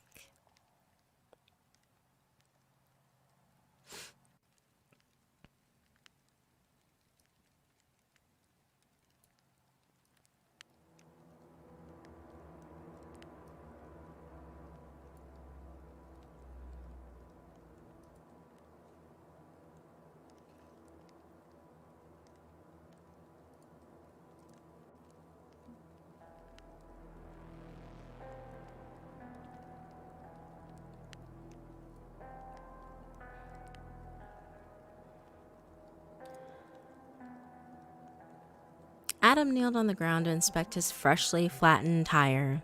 As he drew closer, he could hear the last bit of air hiss out from around the nail. Swearing under his breath, Adam pulled off his baseball cap and used it to fan himself. Summer days in Texas were famous for their intense heat, and this one proved to be no different. As beads of sweat already began to form on his forehead, he heard the crunch of gravel from behind. Spinning on his heels, he was met with the sight of a beaten and battered pickup truck coming to a stop behind his own vehicle. The brake emitted out a loud squeak before the monstrous machine came to a halt. The door opened on rusty hinges, and a tall, slender man stepped out from the cab. "Need a hand there?" Gunner asked as he slicked some stray gray hairs back. Adam motioned to the deflated front tire before shrugging. I have AAA, but thanks for the offer." "The mechanic in this town is a friend of mine. I could get him out here much quicker than AAA. Now, unless you sprung for premium, you're going to rack up quite a charge since the shop is way more than 5 miles from here." Adam let out a heavy sigh and scratched the back of his head, glancing down at the tire one more time. He looked back at Gunner and accepted the circumstances. If it's not too much trouble, then I'd really appreciate it." Gunner gave the man a wide smile before returning to the cab of his truck. "It's no trouble at all. Just consider yourself lucky that I travel this road as often as I do." Adam pulled his phone from his pocket while Gunner sifted through the items on the floor of his cab. He unlocked the device and opened the messaging app. A conversation with his wife appeared on the screen, and he began to type away. "Had a flat tire on the way home. A local stopped to help me out, and I'll be getting a tow truck soon. Keep you updated." Adam hit send and slipped the phone back into his pocket. As he turned around to call out for Gunner, he was met with a tire iron to the face. The thick end made contact with the side of his head, and Adam's vision suddenly went bright white around the edges. He felt his legs grow weak as his weight seemed to increase tenfold as he began to see black spots. His body collapsed to the ground, his head pivoted around, causing him to smash his face onto the asphalt of the road's shoulder. A cloud of dust plumed around Adam before settling on his previously spotless white shirt. Gunner quickly pulled the phone out of the man's pocket and brought the iron down on the screen. He bashed the device until it was nothing more than a twisted chunk of metal on the asphalt. "Damn, You hit the ground harder than most, Gunnar muttered under his breath as he tossed the tire iron back into his truck. Returning to Adam's fallen body, Gunnar grabbed him by the ankles and dragged him towards the truck. The tailgate fell open with a loud clang while he took a moment to catch his breath. After discovering Adam was much heavier than he appeared to be, Gunnar wrapped the body with cargo straps and made sure they were fully tightened. Finally, he threw a tarp over his new acquisition and used various tools and boxes to keep it held down securely. Slamming the tailgate shut, Gunnar dusted off his hands on his jeans and returned to the cab. The engine roared to life and he wasted no time before peeling out of the gravel that lined the side of the road. As he repeated the process of accelerating and switching gears, light from the setting sun filled the cab. Small dust particles floated in the air as Gunnar switched on the AC and turned the radio dial. There were small bursts of static until he finally landed on a clear station. The twang of an acoustic guitar filled his ears as the truck finally reached cruising speed. The color of their hair is not the reason that I stare, but I always was a fool for a blonde. Gunnar tapped one hand on top of the steering wheel and whistled along as his vehicle barreled down the small Texas side road towards his home. Soon enough, his white farmhouse came into view. Bringing the truck to a slowdown, he turned down his driveway and bumped up and down. With a groan from the brakes, he brought the truck to a stop in front of the main door. He opened the door with a creak and slammed it shut. Throwing down the tailgate, he made quick work of removing the tarp and unfastening the cargo straps. Adam's eyes were still closed, causing Gunnar to let out a sigh of relief. There had been far too many times where he had removed the tarp to find his victim awake and panicking. Grabbing hold of Adam from under his arms, he heaved the man up and over the tailgate. Much to his surprise, Gunnar felt the body slip from his grasp and plummet to the ground. Adam's face crashed onto the compacted dirt of the driveway and slid forward as the rest of his body slammed down. "Son of a bitch!" Gunnar exclaimed, before grabbing the man's ankles and swearing even more under his breath. As he dragged the body across the yard and up the front steps, Gunnar took notice of the dark crimson streaks that had followed him from behind.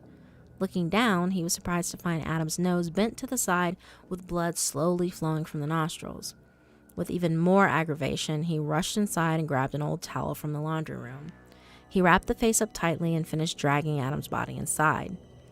Gunnar grabbed him under the arms once more, this time making sure he had a firm grip before heaving his body up onto the kitchen table. The plastic tarp he had placed over it earlier crinkled as the old wood creaked under the force. "For an average-built guy, you sure were a monumental pain in my ass," Gunnar hissed at the unconscious body before walking to the sink and washing the blood that he had smeared down one arm. After a considerable amount of scrubbing, he returned to Adam and placed 2 fingers on the man's neck. After a long pause, he still did not feel a pulse. A smile crept across Gunnar's face as he finished drying off his hands. "Damn, you can still knock him out in one swing." Tossing the rag over the back of a chair, Gunnar slipped on a pair of old gloves. He lifted the towel wrapped around Adam's face to find that the bleeding had mostly stopped. Unwrapping the man's head, he discovered a large, dark spot swelling under his skin where the tire iron had made contact. Gunnar poked the area with one finger, causing the skin to push in under the pressure. He could feel fragments of skull shifting around underneath the skin from his touch. Yep, still got it. Gunnar began the process by emptying Adam's pockets. As he removed a pack of gum, his wrist brushed against something under the man's shirt. Lifting the fabric up, Gunnar was met with the sight of a pistol tucked into the waistband of his jeans. He carefully pulled the weapon out and laid it down on the table. "My, oh my, you would have been pretty dangerous if I wasn't successful with that first blow." After turning the other front pocket inside out, Gunnar rolled Adam's body onto one side and reached into the back pocket. The familiar shape of a wallet could be felt on his fingertips. Without hesitation, he pulled it out and examined it in the yellow light of the lamp overhead.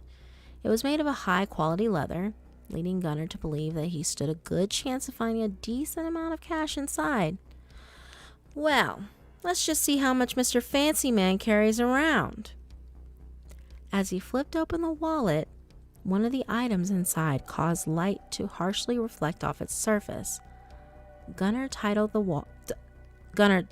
wallet until he could read the lettering embossed on the item's face. His blood ran cold, and he could feel his limbs begin to tremble as he read the wording on the badge. Waco Police Department. The wallet slipped from his grasp and fell to the floor. The badge made contact on the hardwood boards, causing a loud thud to echo throughout the kitchen. Gunnar felt his legs begin to weaken, causing him to stumble backwards. He grabbed one onto the edge of the sink with a death grip as he attempted to steady his breathing. A ringing began to fill his ears while his vision blurred. He immediately shook away the sensation and bolted for the phone on the opposite wall. Throwing his body against the aged wallpaper, he ripped the handset from its hook. Gunnar used a shaking finger to punch in a number. As the line buzzed with distortion in his ear, he could hear his heartbeat echoing as well. After a few rings, there was a click, and a familiar voice crackled through the ancient speaker. "Hey, Gunnar." "Coop," he spoke with trembling words. "I think we have a problem." In just under half an hour, the familiar rumble of Cooper's truck could be heard pulling up Gunnar's driveway. A door opened and slammed shut. This was followed by the sound of footsteps approaching the front door. "Just stay in the truck," Cooper called to Andrew as he bolted across the front lawn. Gunnar was standing in the doorway with his gaze pointed down at the ground. Cooper was shocked to find he had adopted the habit of smoking after quitting nearly 20 years ago. As the smoke escaped his lips, an uneven breath, Gunnar ran a trembling hand through his hair. "Hey, Coop." For the first time since Cooper had woken up strapped to a chair in Gunnar's living room nearly 2 years ago, the man had not greeted him with a bear hug. "Gunnar, what's wrong?" Without wasting any more time, Gunnar motioned for Cooper to follow him inside. The two men stepped inside and shut the door behind them. As they stepped into the kitchen, Cooper took in the faint scent of blood floating in the air. He soon caught sight of the bloody towel still wrapped around the stranger's face. "Jesus, I thought you always tried to avoid the face." Gunnar took in another long drag from the cigarette and let the smoke slowly trail from his lips. The entire time, he kept his eyes pointed directly at the body. "I dropped him on the ground while pulling him out the truck. The fucker may have been dead, but that surely didn't stop his nose from bleeding." Cooper walked closer to the table and examined the corpse. As his gaze traveled up the lifeless figure, Gunnar tapped the cigarette. Small bits of glowing ash fell to the floor without any concern as to the cleanliness of his home. Cooper shrugged and scratched the back of his head. "I don't get it. There's something I'm missing?" Gunnar's cold gray eyes darted to the wallet that was lying closed on the table. He motioned with the end of the cigarette towards it and did not speak a single word. Cooper looked over at it and slowly extended a hand to pick it up. As he inspected the leather, Gunnar stared at him with a completely blank expression. "Damn, this guy must have been carrying a good amount of cash in something this nice." Opening it up, Cooper's attention was immediately captured by the golden badge reflecting the sickly yellow light from overhead. A lump formed in his throat as Cooper found himself choking on words. After a few soft mumbles, he managed to let the words escape from his lips. "Oh." Gunnar sighed and inhaled deeply, causing the last bit of the cigarette to burn down to the filter. He flicked the butt towards the corpse, causing it to strike and leave a small black spot on Adam's neck. "It's real, isn't it?" Gunnar asked with a shaking voice. Cooper tilted it in the light and read over the lettering multiple times. "It appears so." Out of nowhere, Gunnar turned around and kicked his boot into one of the cabinets. The impact caused a loud bang to echo throughout the room and made Cooper drop the wallet on the table. He stared at the black smudge that was left in the wake of this man's rage. "God damn it!" Cooper had never heard Gunnar shout before. For a man that he had come to know as being kind and gentle, the sudden outburst almost scared him. "Gunnar, you need to get a grip." He turned to face Cooper with a mixture of anger and fear plastered on his face. "Do you not understand that this is the end, Cooper? I killed a cop, for fuck's sake. It's not going to be long until I have every officer in the eastern part of Texas breaking down my door to put a bullet in my head." Without warning, Cooper stomped over to Gunnar and grabbed him by the collar. He clenched his fist and gave the older man a good punch to the face. Gunnar's head quickly pivoted to the side. His lips split open, causing a light trickle of blood to begin oozing from the small laceration. Cooper pulled his gaze back at him and shook him by the shoulders. I'll be damned if you start freaking out on me. You're the one that taught me to always keep a level head when bad situations arise, and now is hardly the time to show me otherwise. Gunnar rubbed his jaw and leaned back against the sink. Thank you, Coop. Sorry to lose my better judgment like that. Cooper sat on the edge of the table and let out a breath of frustration. Pinching the bridge of his nose, he inhaled and kept his gaze pointed down at the floor. Where's his phone? I crushed it to pieces on the side of the road. What about his car? It should still be sitting abandoned with a flat. Cooper looked Gunnar dead in the eyes. There was a moment of silence between the two of them before Cooper spoke once more. Were there any cameras? Cameras? Gunnar asked with confusion. I'm assuming you only targeted him because you had no idea he was in an unmarked patrol car. Almost all of them have hidden cameras, but some are more noticeable than others. Did you happen to see any? If I saw a fucking camera, do you think I would have crushed his skull in? Gunnar asked sarcastically while motioning a bloodied hand towards the corpse. Cooper glanced over at the motionless body and stared at it. The sound of cicadas chirping outside drifted in through the mesh front door and into the kitchen. As he gathered his thoughts, Gunnar grabbed the small rag hanging from the back of a chair and put it to his lip. We need to go back, Gunnar. Come again? I said we need to go back, Cooper repeated with a newfound tone of authority. If there was a chance you were captured on camera, we need to go pull the SD cards and destroy them. Without another word, Cooper jumped to his feet and walked towards the front door. Gunnar did not hesitate to follow closely behind. As the men stepped over the threshold, they were met with the comforting cool of the night air. Beautiful night for a shit show, Gunnar muttered under his breath as they hopped into Cooper's truck. As the vehicle made its way down the abandoned back road, Cooper explained the situation to Andrew. The teen sat in silence as the details were explained to him. Gunnar would occasionally catch his gaze in the rearview mirror, causing him to feel a small amount of embarrassment for the situation he had created. Turn here, Gunnar said over the road noise. Cooper cut the wheel and brought the truck onto another seemingly abandoned side road. It's going to be about a mile or two up ahead. As the vehicle climbed a small hill, Gunnar felt his stomach drop as the blue and white glow of flashing lights could be seen just over the top. Before he had a chance to say anything, Cooper quickly turned around. Undo your seatbelt and get down as low on the floor as you can. Without any hesitation, Gunnar did as he was told. The man fumbled with the restraint before quickly dropping to the floor below the back seat. Just before they climbed over the hill, Andrew took the jacket by his feet and threw it over the man's form. As the truck crested over the hilltop, a short line of police cars could be seen both in front of and behind the unmarked vehicle. Don't stare, Cooper said coldly. Andrew directed his attention back to the road in front of them. As they approached the small gathering, Cooper signaled and moved into the adjacent lane. He let off the accelerator a little bit to avoid roaring by all the policemen. Passing by, his eyes quickly darted to the side to inspect the car Gunnar had approached just a couple of hours ago. When the truck had moved past all the stopped vehicles, Cooper signaled once more and brought the truck back into its respective lane. Did you see anything? Gunnar asked while keeping his head pressed on the floor. I couldn't make anything out. I didn't want to stop or slow down too much. From behind him, Cooper could hear Gunnar begin to breathe heavily as the truck continued down the road. The three of them remained silent the rest of the way to Cooper's home. When they finally pulled into the driveway, Susan rushed out the front door to greet them. Andrew hopped down from the passenger seat and opened the back door. Gunnar sat up from his position on the floor and slowly climbed out of the truck. A glazed look covered his eyes as he stumbled forward. Susan quickly ran over and placed one of the arms around her shoulder. Andrew did the same, and the two of them led Gunnar inside. Put on the news and see if anything is being reported yet, Cooper called from the kitchen as he grabbed a bottle of water from the refrigerator. As he placed it within Gunnar's field of vision, the man instead motioned his head towards the liquor cabinet on the other side of the living room.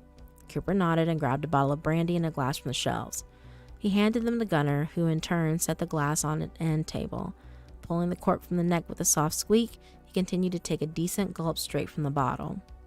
Gunnar did not so much as flinch as he swallowed the dark amber liquid and stared at the television screen. And it looks like the Kingsland area is going to be getting nothing but intense sun the next few days, the weather girl said with a chipper tone. Gunnar took another sip from the bottle as Cooper sat down on the couch next to him. A cheaply animated cloud floated across the screen before the two anchors seated at their desk came back on. Before we get to tonight's main segment, we have a missing persons report out of Round Rock, the male anchor said with a serious tone. Cooper's blood ran cold as Gunner slowly lowered the bottle from his lips. Shelley Johnson in our Crime Watch division has more on the story. Shelley? The screen went through yet another cheap transition before a petite blonde appeared. Thanks, Anderson. Police are asking for the public's help in what they are now considering to be a missing persons case. A video of the undercover car and the surrounding police vehicles appeared on the television with the word "live" spelled with all capitals in the corner. A Round Rock police officer was driving back from a call when he noticed a vehicle on the side of the road. As he stopped to offer assistance, he found it to be abandoned. He became even more concerned when the destroyed remains of a cell phone were found on the shoulder. Running the plates, the officer discovered that the vehicle was, in fact, an undercover car registered to Waco Chief of Police, Adam Blundell. A picture of Adam standing in front of the American flag with a large smile across his face appeared on the right half of the screen. More deputies soon arrived on the scene. Investigators were able to pull some footage from the hidden camera on both of the front and rear of the vehicle. Cooper heard the bottle of brandy crash to the floor and shatter into small fragments. The liquid pooled on the hardwood floor at Gunner's feet as small bits of glass scattered across the living room floor. Unfortunately, the lens of the rear-facing camera was partially obscured by road grime. However, investigators were able to pull audio and a slightly distorted screenshot from the video. This screenshot contains what they claim is the clearest view of the now wanted suspect. Adam's portrait was soon replaced by a smudged photo with an audio sound wave below it. As Gunner's voice could be heard through some distortion, Cooper stared at the image on the screen. Part of Gunner's face could faintly be made out through the smudge that took up a considerable portion of the image. Authorities suspect foul play as part of the audio also appears to contain an assault on Chief Blundell. However, we will not play that on the air. This has led Round Rock police to heavily suspect foul play. A red pickup truck, estimated to be from the early 80s, was also captured on the front-facing camera. However, the vehicle did have any license plate to identify it. The image of the sound wave disappeared and was replaced by a screenshot of Gunner's pickup truck and another photo of Adam posing with a woman.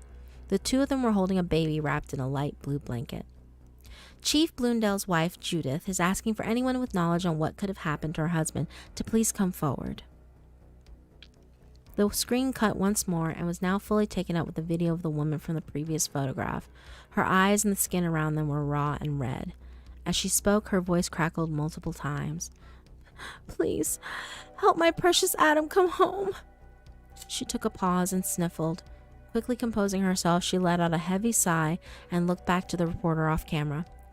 "I don't want my baby boy growing up without his father." As Judith spoke the last few words, the minuscule shred of self-control she had managed to hold on to slipped away. She completely broke down, causing the camera to cut off her heaving sobs. "We once again ask for the public to assist in identifying this man." The blurred photo of Gunner came back up onto the screen, along with the audio clip of his voice. He is wanted by police and is now considered the main suspect in the disappearance of Chief Adam Blundell. Cooper slowly turned to find Gunner's eyes glued to the screen. As the segment cut to the next story, his eyes remained unblinking and focused. "Gunner?" Cooper asked while placing a hand on his shoulder and slightly shaking the man. "I don't feel so good."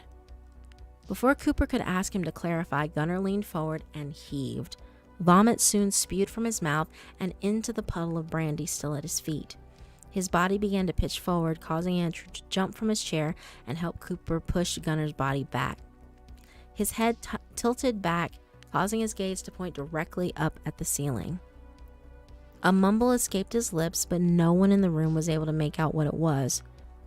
"Is he drunk?" Andrew asked. "No," Cooper responded while running to the kitchen and grabbing a bag of frozen peas. As he placed it over Gunner's forehead, he reached down and grabbed hold of the man's trembling hand. "He's just scared." "Should we be?" Andrew's question left Cooper without an answer. He continued to hold on to Gunner's hand while a news story softly played in the background. Gunner's eyelids fluttered before his vision blacked out and he slipped into unconsciousness. In what seemed like no time at all, his eyes opened to the harsh rays of the morning sun streaming in through the living room windows. The smell of fresh coffee filled his senses just before his temples began pulsating. Reaching up and grabbing hold of his head, the man let out a pained groan. You're gonna want this." Gunner looked up to find Cooper standing beside the couch. A mug of steaming black coffee was held in his outstretched hand. "Thanks, Coop," Gunner mumbled while taking the mug. Cooper sat down in a chair across from the couch and let out a heavy sigh. "This is going to be a hard one to get ourselves out of," he mumbled while staring up at the ceiling. Gunner remained quiet for a moment before taking another large gulp from the mug. The throbbing began to subside as his body slowly started to recover from the night before. "I'm honestly not sure if we'll be able to, Coop." Gunner took in a deep breath before finishing off the coffee and resting the mug on the adjacent end table. "This town has had a few issues in the past that had me worried, but they never really caused me too much alarm. I'd handle them relatively quickly and life would move on. However, I've never had to deal with law enforcement before. This town has been able to keep its secret hidden for decades, but this..." Gunner nodded his head towards the muted television. The news cycle was once again playing the clip from the previous night. "This has me terrified out of my fucking mind." The blurred image of Gunner's face appeared on the screen once more. As the news anchor's lips moved with silence, Cooper retrieved the pot of coffee from the kitchen and refilled both of their mugs. "I didn't get much sleep last night, so I've been up for a good few hours trying to formulate a plan that could hopefully alleviate all this." Gunner raised an eyebrow and sipped from the mug. "By all means, let me hear it." "Well, the biggest concern I have now is the body lying on your kitchen table. In hindsight, we shouldn't have left your house without at least putting it in the barn." Gunner scoffed as he watched the image on TV switch to the portrait of Adam. "Considering how dazed I was last night, I'm surprised a bigger mistake didn't happen. I gotta thank you for keeping me level-headed." Cooper nodded and continued speaking. "Once you feel that you fully recovered from last night's episode, I'm going to take you back home to dispose of his body. Get a fire going as hot as you can and burn him up. I also want you to take any meat from the freezer and throw that in as well." "What should I do with the bones?" Cooper sighed and swirled the coffee around in the bottom of his mug. "This is going to be the tedious part. I know for a fact that there are bones from numerous other victims that have accumulated over the years. I need you to be extremely thorough in making sure that the farmhouse and barn are completely stripped clean. Once you've collected everything, grind them up into a fine powder and spread it across the wheat field in the far corner of the property." Gunner nodded along as Cooper spoke. "The last thing we'll need to do is dispose of your truck. Susan's going to pull everything out of it and then drive the thing into that flooded quarry about 15 miles outside of town. I've already arranged for Ronnie to get you a replacement with real license plates and everything. He and his wife will meet Susan at the quarry and she'll return to your house with a new truck. While you and Andrew finish disposing of any meat, she'll be scrubbing your house from top to bottom." "What about the townspeople?" Gunner asked while catching Cooper by surprise. "I can tell just how much trouble you've gone through to come up with this plan to keep me safe, Coop, but I think we need to also consider the possibility of law enforcement questioning the people of this town." Cooper ran a hand through his hair and took a large sip of coffee from his mug. "That is the last thing I wanted to bring up. I think the greatest threat to keeping all of this under wraps could be our own neighbors. No matter how they may react to my strategy, I think it's about time we stop this once and for all. I'm going to call a meeting at the church and try to put an end to all of this." Gunner sat in silence as he ran over the plan in his head. Cooper waited for him to respond and was taken aback when the room was filled with a light chuckle. "Do you know how many years, how many painfully long and agonizing years I've waited for all of this to end, Gunnar said with a laugh as a smile spread over his lips. I've tried on a few occasions to make all of this stop, but there was always a small handful of people in this town who wouldn't hear any of it. He paused and slowly turned to look at Cooper. For a while now, I've come to think of you as the one that would take my position in this whole operation once I was unable to do so. But now, you may just be the one who could finally put an end to it. Cooper leaned back in his chair and stared outside. The branches of the oak tree on the front lawn trembled slightly in the Texas summer breeze, causing a few leaves to break free and tumble through the air. As much as I would love to see that happen, I'm just not sure how well some people are going to take the news, Gunnar. Then do what my father did, Gunnar said, with his tone now reverting to one of complete seriousness. These people fear you, Coop. From the way I see them act around you, it's not just a respect for your power. They are legitimately terrified of what you can do. If someone opposes your leadership, then fight back. Whether that means verbally or physically fighting back is completely up to your discretion. I have complete faith that no matter what, you'll handle the situation better than I'd be able to. Cooper smiled and finished off the coffee in his mug. You know, Gunnar, my life has changed drastically since I've lived here. Not only have I found myself take on more firm and authoritative disposition, but I have a family. Hell, I never would have considered having a wife, let alone a kid, just a little over a year ago. Now I'd be willing to slaughter any way and anyone to keep them safe. I know you would, Coop. That's why I'm sure that no matter what happens, you'll be able to handle it. Before Cooper let the emotions overtake him, he stood up and walked to the front door.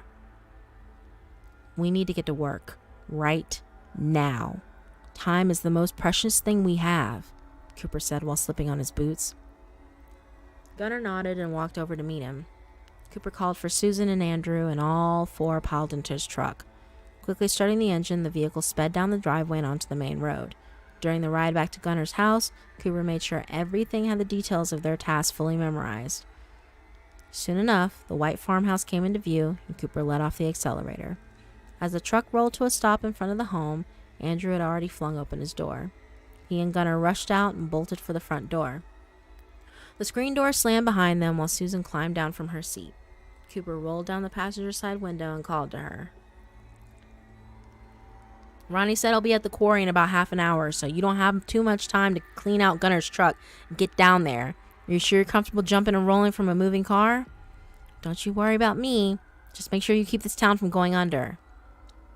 Susan leaned through the window and gave her husband a kiss before passing a hand down his cheek. I know how some of these people can be, so promise me that you'll take care of yourself. I'll make sure to stop them before they even have a chance to try anything, Cooper let out with confidence as he patted the firearm strapped in the holster on his belt. With one final smile, Susan started towards the barn as Gunnar finished packing the truck inside. As Cooper drove off, he watched in the rearview mirror as she shut the barn doors. A small trail of smoke from the fire Andrew had started floated through the air while Gunnar ran back to join him. God, I hope this works, Cooper muttered under his breath. He turned up the radio to drown out his thoughts and made his way towards the small church in town. When he finally reached the building, he noticed that almost everyone in town had already arrived. The last few people were walking up the old wooden steps and through the doorway. Cooper brought the truck to a halt and killed the engine. Shoving the keys in his pocket, he quickly ran across the grass and bounded up the steps in a single stride. As he ran through the doorway, the heads of everyone sitting in the pews turned to look at him. All the chatter ceased and an eerie silence hung in the air. Not knowing what else to do, Cooper folded his sunglasses, slid them on the neck of his shirt, and walked towards the front of the room. Stephen, close doors and keep a lookout for anyone driving up, he said without any tone of politeness. The man he addressed did what he was told and slammed the oak doors shut.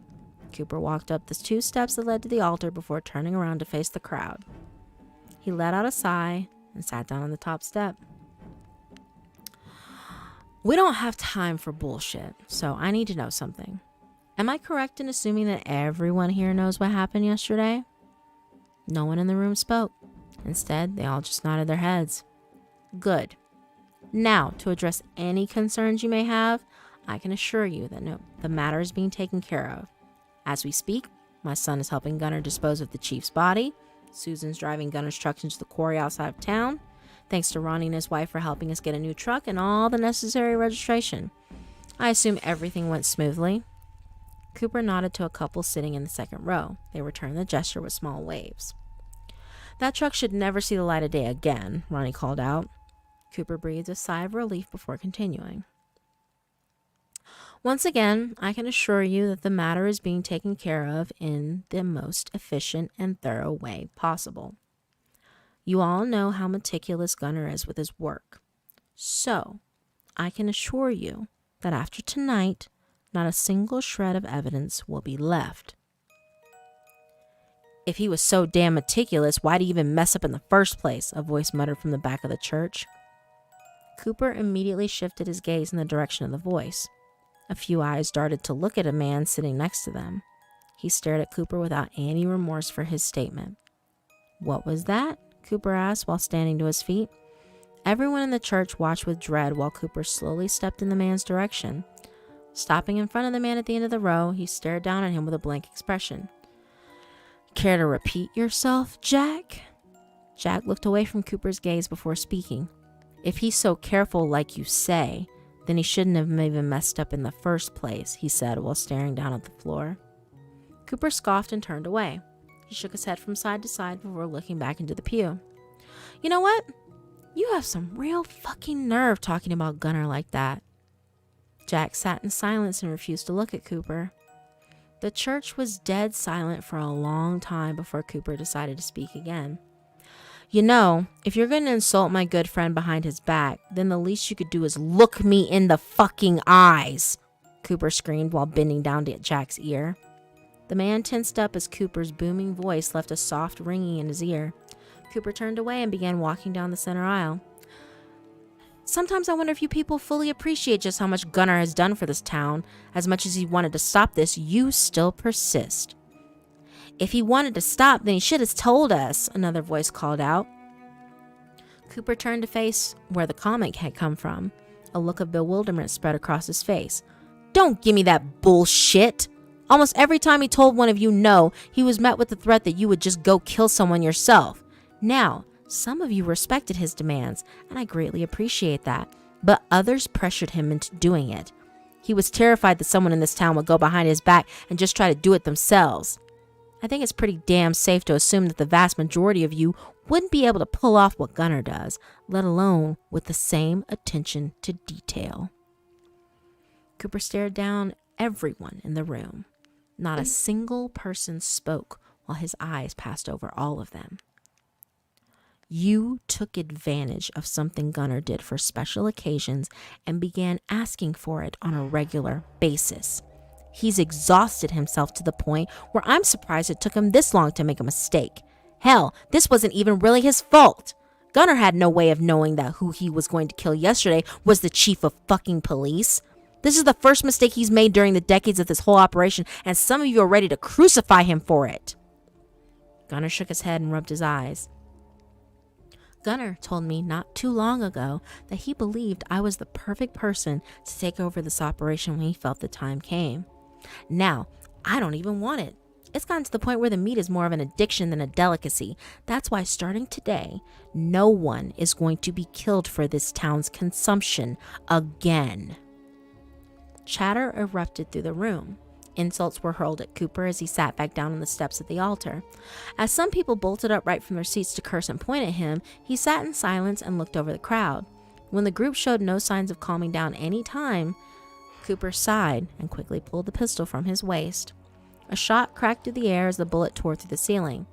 Talking immediately stopped, and all eyes darted to stare at Cooper. I swear to God, if one more person interrupts me, I won't hesitate to clobber their head with this, he said while rattling the gun in his hand.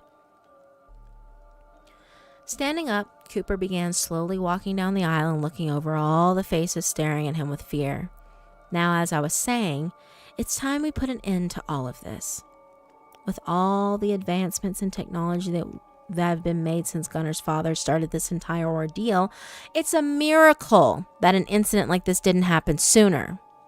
For the longest time, my biggest fear was that a dash cam or something similar would catch Gunner. But now I think the greatest risk comes from the people in this room. Despite the direct insult at the crowd, everyone remained silent. Although some members of the group were staring at Cooper with boiling anger, they managed to keep from speaking.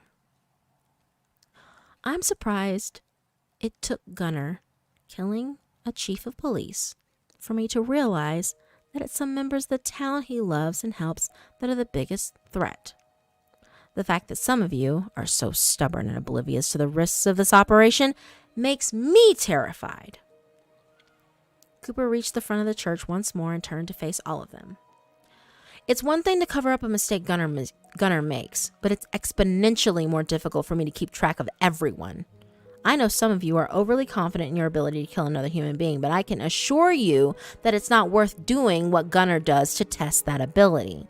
All it takes is a single mistake to bring all the officers in Texas swarming onto this town. As he looked over all the faces locked onto him, Cooper remembered the advice Gunner had given him. Now, I'm not asking you. I'm telling you that neither Gunner nor I will be slaughtering another human being for this town. This isn't about your personal desires. This is about the safety of everyone. I don't want my son, or any of your kids for that matter, growing up in an orphanage because their parents are rotting away in some prison for the rest of their lives. If anyone has a problem with that, then speak up. The room remained silent as Cooper scanned the faces staring at him. Just as he was preparing to stand up and leave, someone scoffed from further back in the room. His eyes darted to find Jack rolling his eyes and lightly shaking his head. You know what? I fucking tried being reasonable, Cooper yelled while jumping to his feet and walking down the aisle with footsteps that thundered and shook the floor. Frozen in fear, Jack gawked at Cooper as he came in front of him and grabbed the man by his hair. Cooper ripped Jack from his seat and sent him crashing to the floor. As he was pulled, kicking and screaming to the front steps, everyone else sat in stunned silence. Cooper stopped at the first step and brought Jack's face crashing down onto the wood. There was a sickening crunch as the man's nose collapsed and blood began to pour from one of the nostrils. I came here expecting us to have a conversation like mature adults, and this is what I'm met with, Cooper asked with a booming voice while lifting Jack up and showing his face to the entire assembly. Small drops of blood were thrown through the air as Cooper twirled Jack around to show off the crowd. The man coughed violently, causing even more blood to begin dribbling from the corner of his mouth. I will not be met with resistance. If any of you as much as think about going behind my back, I will not hesitate to exterminate you like the vermin you are. Cooper once again pulled the pistol from his waist and jammed the barrel into Jack's mouth. He sobbed and found himself choking on the firearm. Keep your fucking mouth open, Cooper hissed before slamming Jack's jaw down onto the bottom step. His teeth dug into the wood. Jack began crying. He felt the sole of Cooper's boot press into the back of his skull. A voice whispered in his ear with the most sadistic tone he had ever heard in his life. Someone needed to be made an example of. Before Jack could even contemplate a response, Cooper lifted his foot and brought it crashing down on the back of his skull. A loaded crack echoed throughout the church as Jack's jaw shattered and bent down against the neck. Cooper brought his boot back down once more and stomped even harder on the man's skull. He repeated the process a couple of more times before he felt the bone collapse under his foot. The head tilted back to an unnatural angle as Jack's spinal cord snapped, and his body went limp. With his chest heaving from deep breaths, Cooper bent down and grabbed hold of the now bloody clumps of hair. Lifting Jack's body up, he twirled it around to face the crowd. Some looked away while others stared in complete shock at the tongue and jaw hanging down against the neck. One of Jack's eyes lolled down in the socket while the other bulged out. Let this be a lesson to all of you, Cooper yelled. If I hear even the smallest rumor that someone is about to go behind my back, I will make sure that you leave this earth with the most immense pain and suffering that I can manage. Cooper threw Jack's body forward, causing it to slide a short distance across the floor and leave a dark crimson smear across the floor. As blood began to pool around Jack's deformed head, those sitting in the nearest pew scooted away. The liquid reflected the spectrum of colored light pouring into the room through the stained glass windows behind Cooper. This town has once again reached a turning point in its history. One path leads to a bright future where we can all trust one another. The other leads to deception, more death, and the possibility of law enforcement raining down upon your homes like a plague. The latter can be avoided if you simply do as I say and never deceive me. Do I have any more oppositions? Cooper glanced over everyone to find them all nodding their heads at him. A smile pulled at the corners of his lips. Good. Now, someone fetch me a bottle of hydrogen peroxide, rags, and a few trash bags. I need assistance cleaning up this mess. Multiple people bolted from their seats. A few went into the back of the church while the owner of the pharmacy ran to his truck to retrieve the needed chemicals. Cooper sat back down on the top step. Using the back of his hand, he wiped the small drops of his blood from his face and stared down at Jack's body. Ronnie soon appeared by his side with his head shaking. It's a real shame the guy had to go, Ronnie let out as two women appeared from behind the altar with trash bags. Yeah, well, he was pretty arrogant, Cooper let out with a hint of amusement. I never really liked the poor son of a bitch. Cooper spent the next few hours supervising the cleanup and speaking with various members of the town. Some showed their appreciation by explaining how they had also felt uneasy and wanted the practice to end years ago. Others seemed slightly upset about never having human meat again, but were respectful to Cooper and promised that they would assist in keeping the secret buried. As the last spot of blood was lifted from the floorboards, Cooper tied up the bag and carried it out to his truck. He slid the cover over the bed, slammed the tailgate closed. The last few cars parked in front of the church pulled away. Cooper climbed into the cab and brought the engine roaring to life. He removed the sunglasses from the neck of his shirt and flipped them open. Placing the lenses over his eyes, he realized there were small flecks of blood on the polarized acrylic. He quickly brushed them on his shirt before pulling his truck out onto the road. Making sure not to speed, Cooper took the familiar route to Gunner's farmhouse.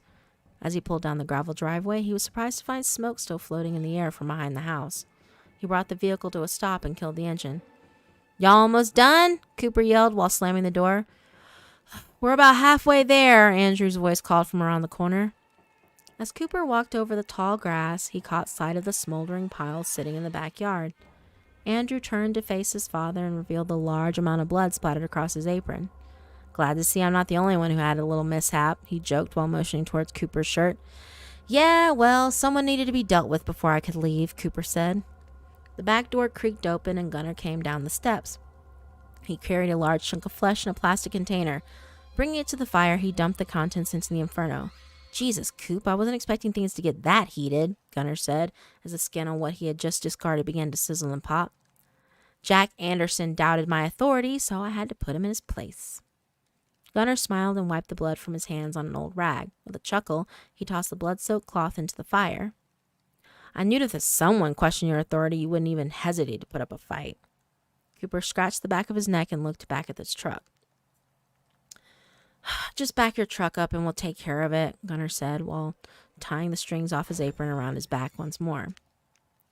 You're lucky that your son has gotten good at this, or else I'd be more worried. Cooper looked over at Andrew and smiled. As proud as I am, I hope you don't feel upset about having this newfound skill and never being to use it after today. Andrew smiled at his father as he let one of the trash bags hit the ground with a thud. Like you said earlier, Dad, this is all for the better. Change may not always be pleasant, but it's what lies ahead that makes all the discomfort worth it. Cooper's cell phone rang just as Andrew finished speaking. He quickly pulled the device from his pocket and swiped the screen to answer. Hello? Cooper? A voice panted out from the other end. Mike? I thought I recognized that voice. Is everything all right? A caravan of Texas State Trooper vehicles is headed in your direction. Cooper's limbs went numb as the sentence echoed in his head. His lips moved to speak, but he found himself unable to speak. Did you hear me? Cooper shook his head and stumbled over his words. Yeah, I heard you. Jesus Christ. How the hell did they find out? Andrew and Gunner both stopped working. They stared at Cooper with bewilderment as the fire continued to pop and snap behind them. Gunnar stepped closer with a look of worry slowly growing on his face. A couple of them came by Ronnie's shop to ask if he recognized the photo of Gunnar's truck that's been circulating on the news.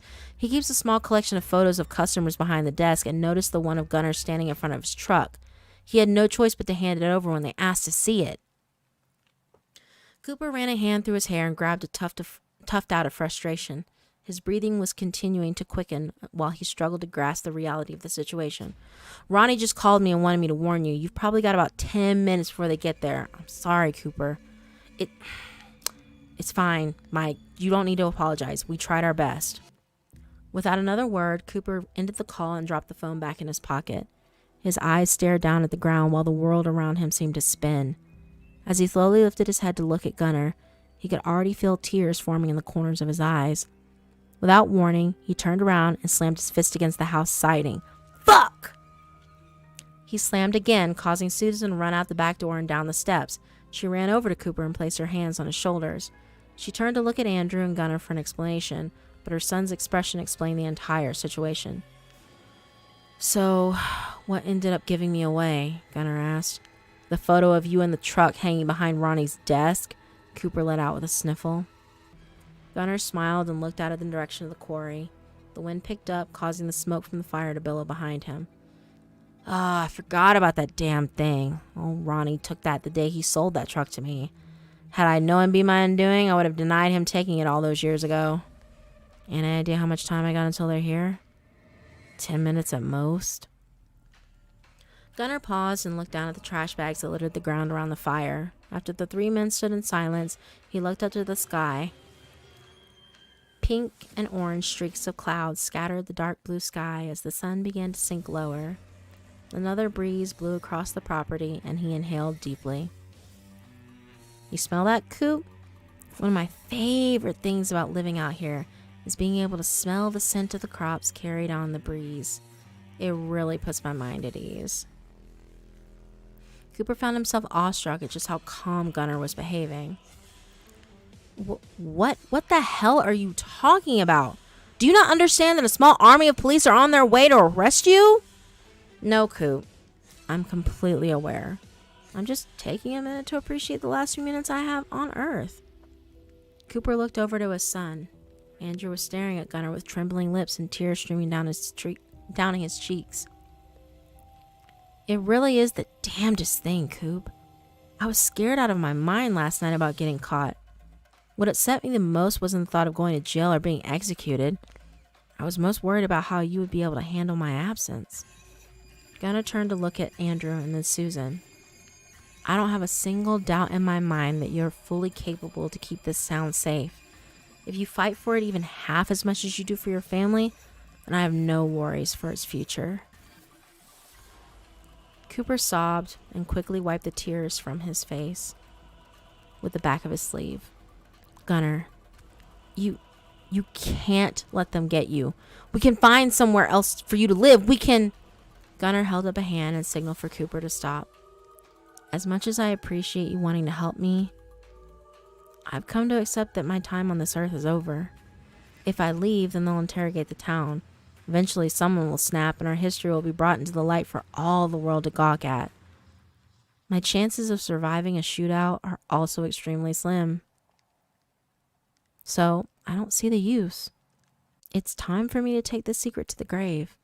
After all, I think you and I can both agree that prison isn't exactly the place for me. He stepped forward and pulled a knife from his pocket. Gunnar pulled Cooper's hand from his side and placed the blade in his palm. I still remember telling you about how I would threaten my victims with this very knife. It was the night that you woke up strapped to the chair in my living room. Gunnar patted the knife before Cooper wrapped his fingers around it and sighed heavily. I never would have thought earlier that day just how that evening would play out. Had I known that you would end up being the person I ended up trusting to run this town in my absence, I would have put your unconscious body in the passenger seat instead of the truck bed.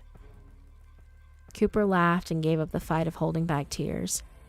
They ran down his face and left streaks through the blood splatter that had partially dried on his skin.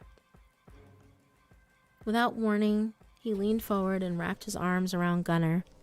As he wailed, Gunnar patted Cooper on the back and returned the embrace. I know it hurts, Coop, and it's going to hurt for a long time. There's no shortcut around the grieving process. All I can really say is to not let it cloud your judgment. Cooper pulled away and looked Gunnar dead in the eyes. He sniffled and found the man smiling at him. Despite the severity of the situation, Cooper smiled back and extended his hand. Gunnar grabbed it and shook it. Thank you, Gunnar, for everything that you've done. I couldn't imagine a better life than the one you helped me lead. Keep your head up high, Coop. Gunnar turned to Andrew and embraced him. Listen to your old man, Andrew. No matter what you may think at times, he always knows what's best. I will, Uncle Gunnar, Andrew barely managed to choke out. He then turned to Susan, who ran up and gave the man a kiss on the cheek and a hug. Keep up the good work with this one, Susan. I know you'll continue to keep him in line. She smiled and turned to her husband. Cooper returned the gesture to her before Gunnar began walking to the back door. Y'all best be getting a move on. Those officers can't be too far away by now. I don't want you seen leaving this property. With a final wave, Gunnar vanished into the house. The screen door slammed behind him, and footsteps could be heard going to the living room. Cooper, Susan, and Andrew quickly went to the truck. The doors creaked open as everyone hurried to pile inside. Before Cooper started the engine, he heard the familiar crackle of static from Gunnar's radio.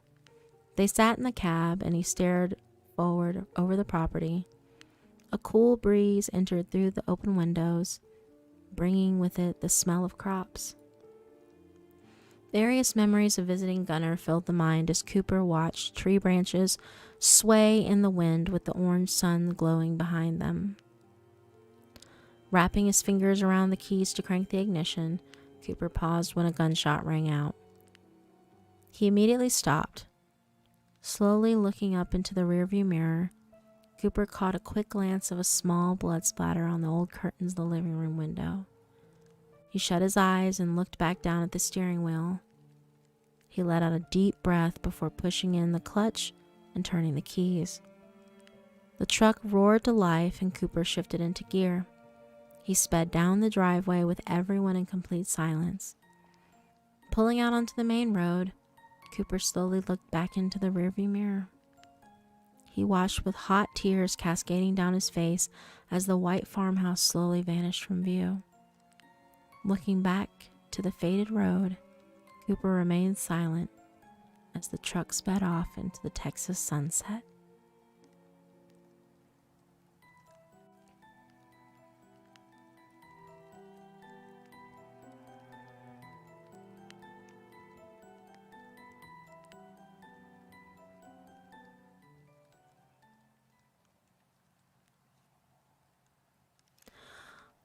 What a twist! Oh my gosh.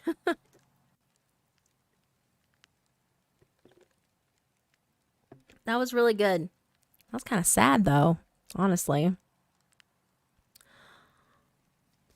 I'm sad.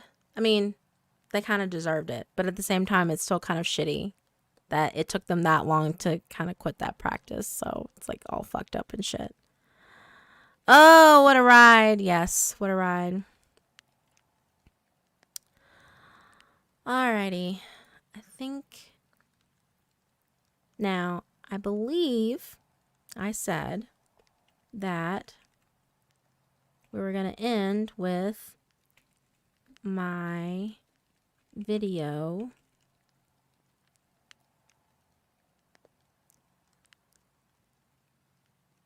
I hate New Year's Eve. So because I didn't prepare a New Year's Eve story or whatever for all this, so we're just gonna go back and watch an old one or listen to an old one, and hopefully you guys will enjoy it. But yes, we will end the night with I Hate New Year's Eve by Matt Demersky. So here we go.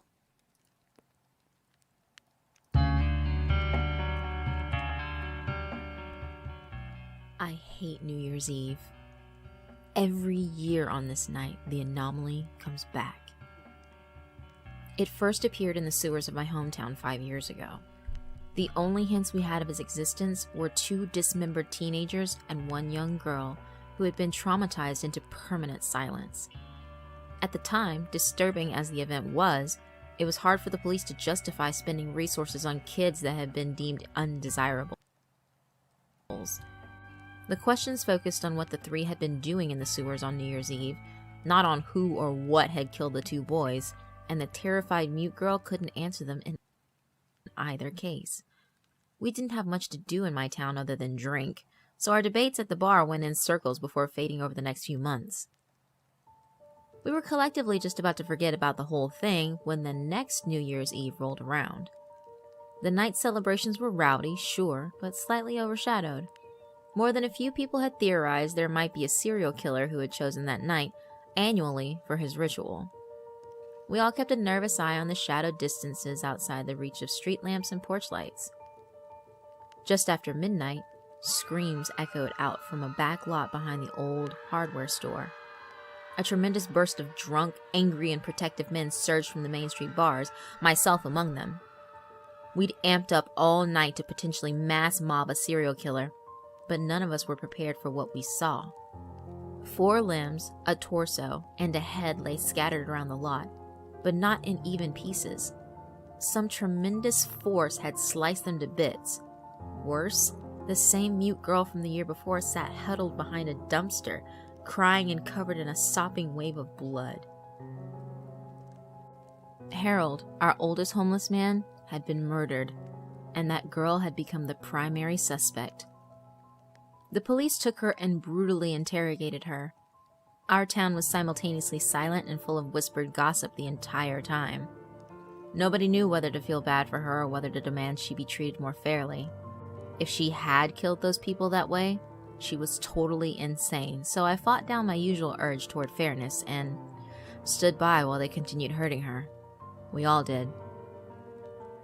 Apparently, after 4 days, she finally cracked and told them what she had seen both New Year's Eves.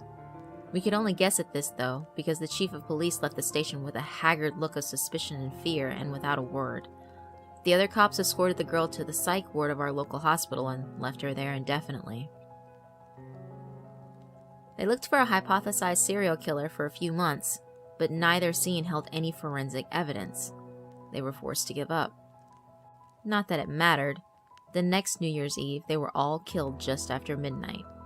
A veritable cyclone of gore and grated chunks exploded across Main Street. I was sitting in Roddy's pub with the other guys when the window suddenly went dark red with blood like rain. The thump scared the living daylights out of us, and we ran to the door when we realized all the windows were opaque.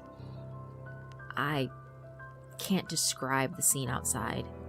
Suffice it to say, the sewer drains nearly overflowed. Our entire police force, several doctors, and numerous patients from the psych ward were later pieced together out of the morass. Sitting dead center was the same girl, knees curled up, arms over her head, as foot-deep blood swirled past her. Yet again, she had been the only survivor. Only this time, we knew we were not dealing with a serial killer. Something far worse was happening. The girl, of course, had more or less lost her mind. She was also still drugged up from the ward and told us everything in a stunned haze. I truly wish she hadn't.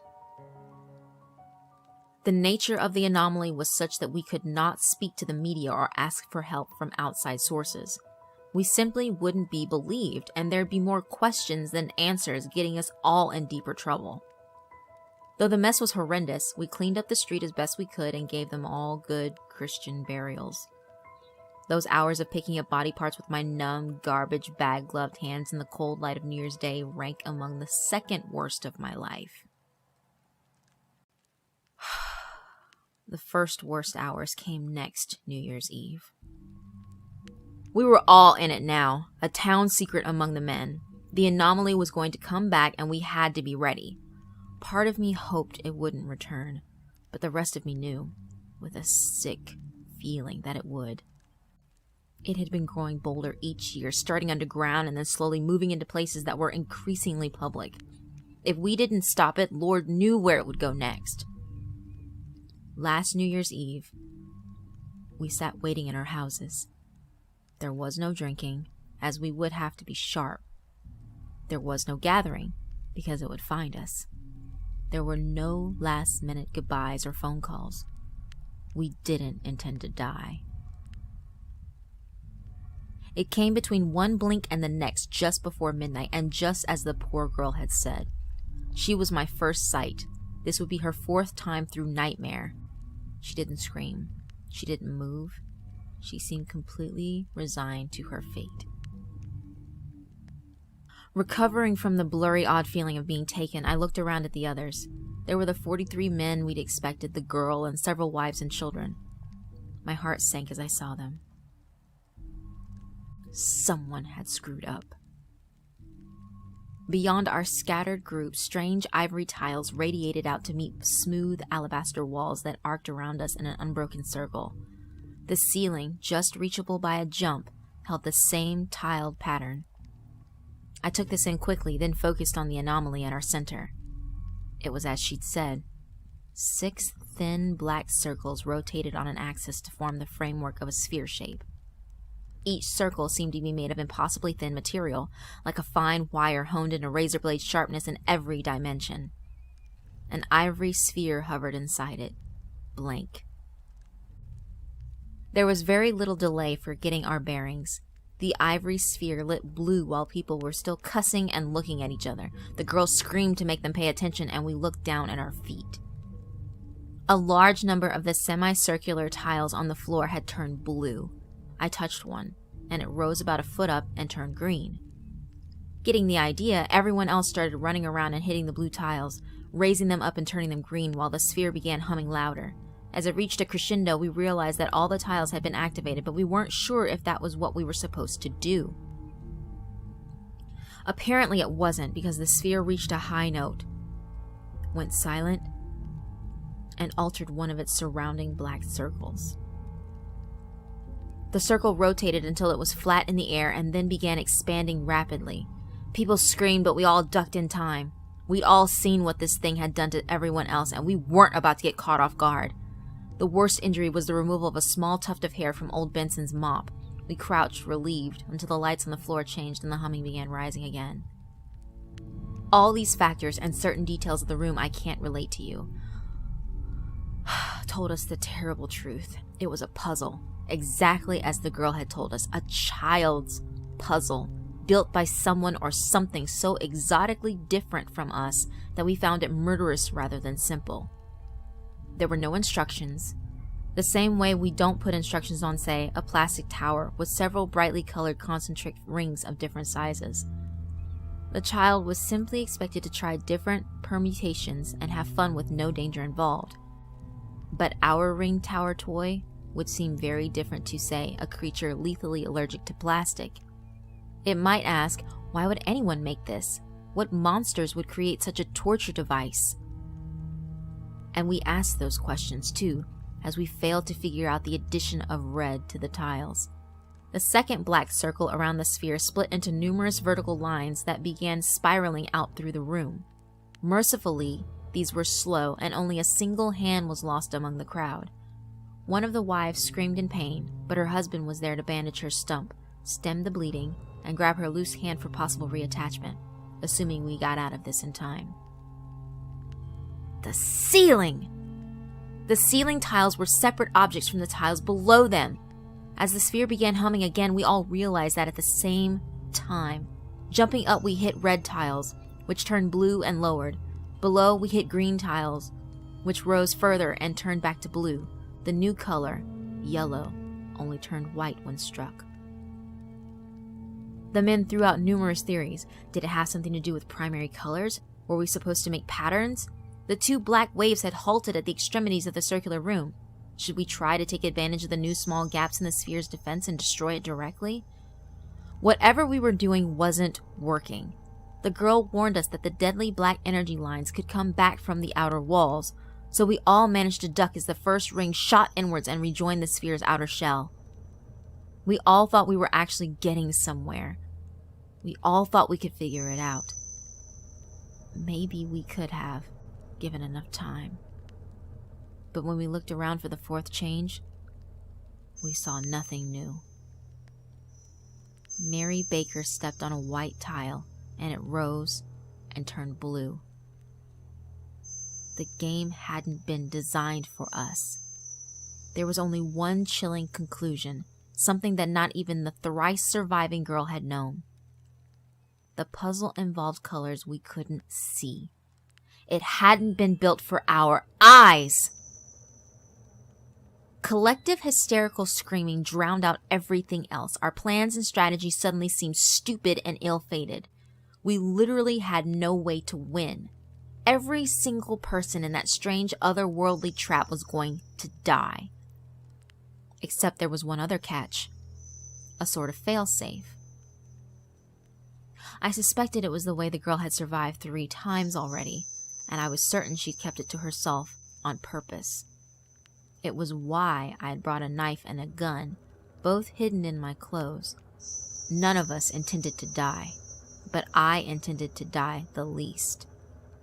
The game let out in the middle of deep backcountry woods.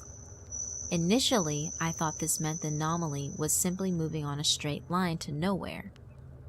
Later, I would realize that it was actually halfway to the state capital.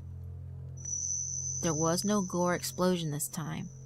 The black lines of energy hadn't torn apart nearly as many victims as before. The blood and organs and intestines were still in the dead, held mostly together by their empty vessels.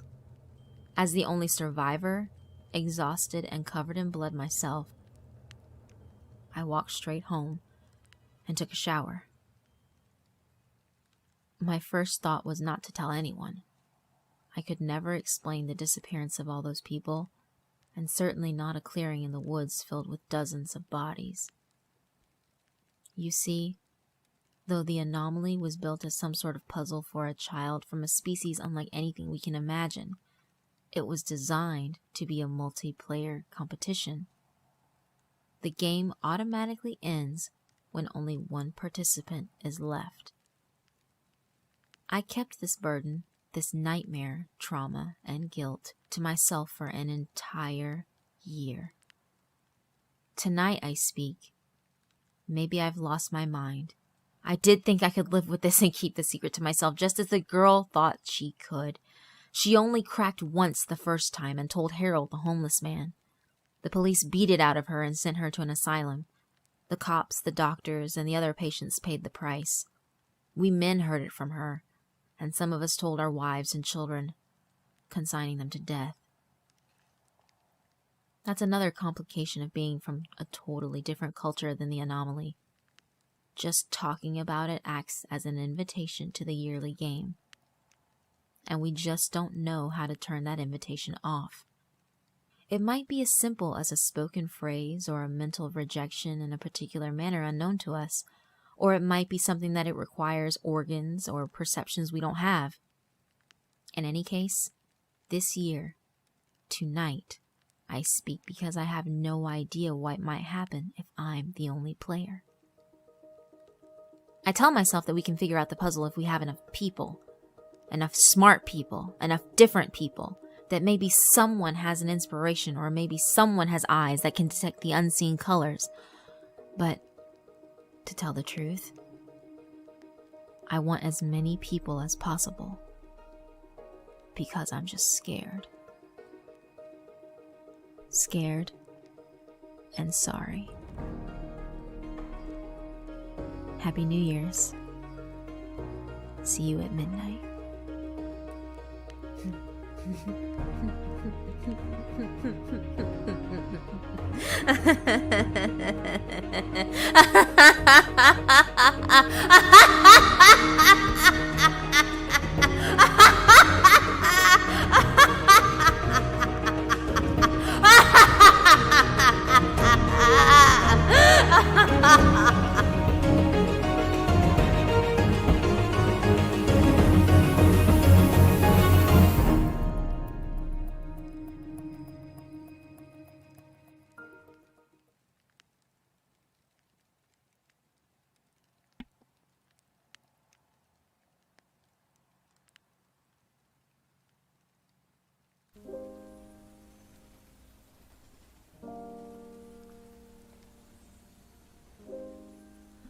right, gang. That's it for the night. I hope you guys enjoyed yourselves. I had a good time, especially at the end, going down memory lane with everybody.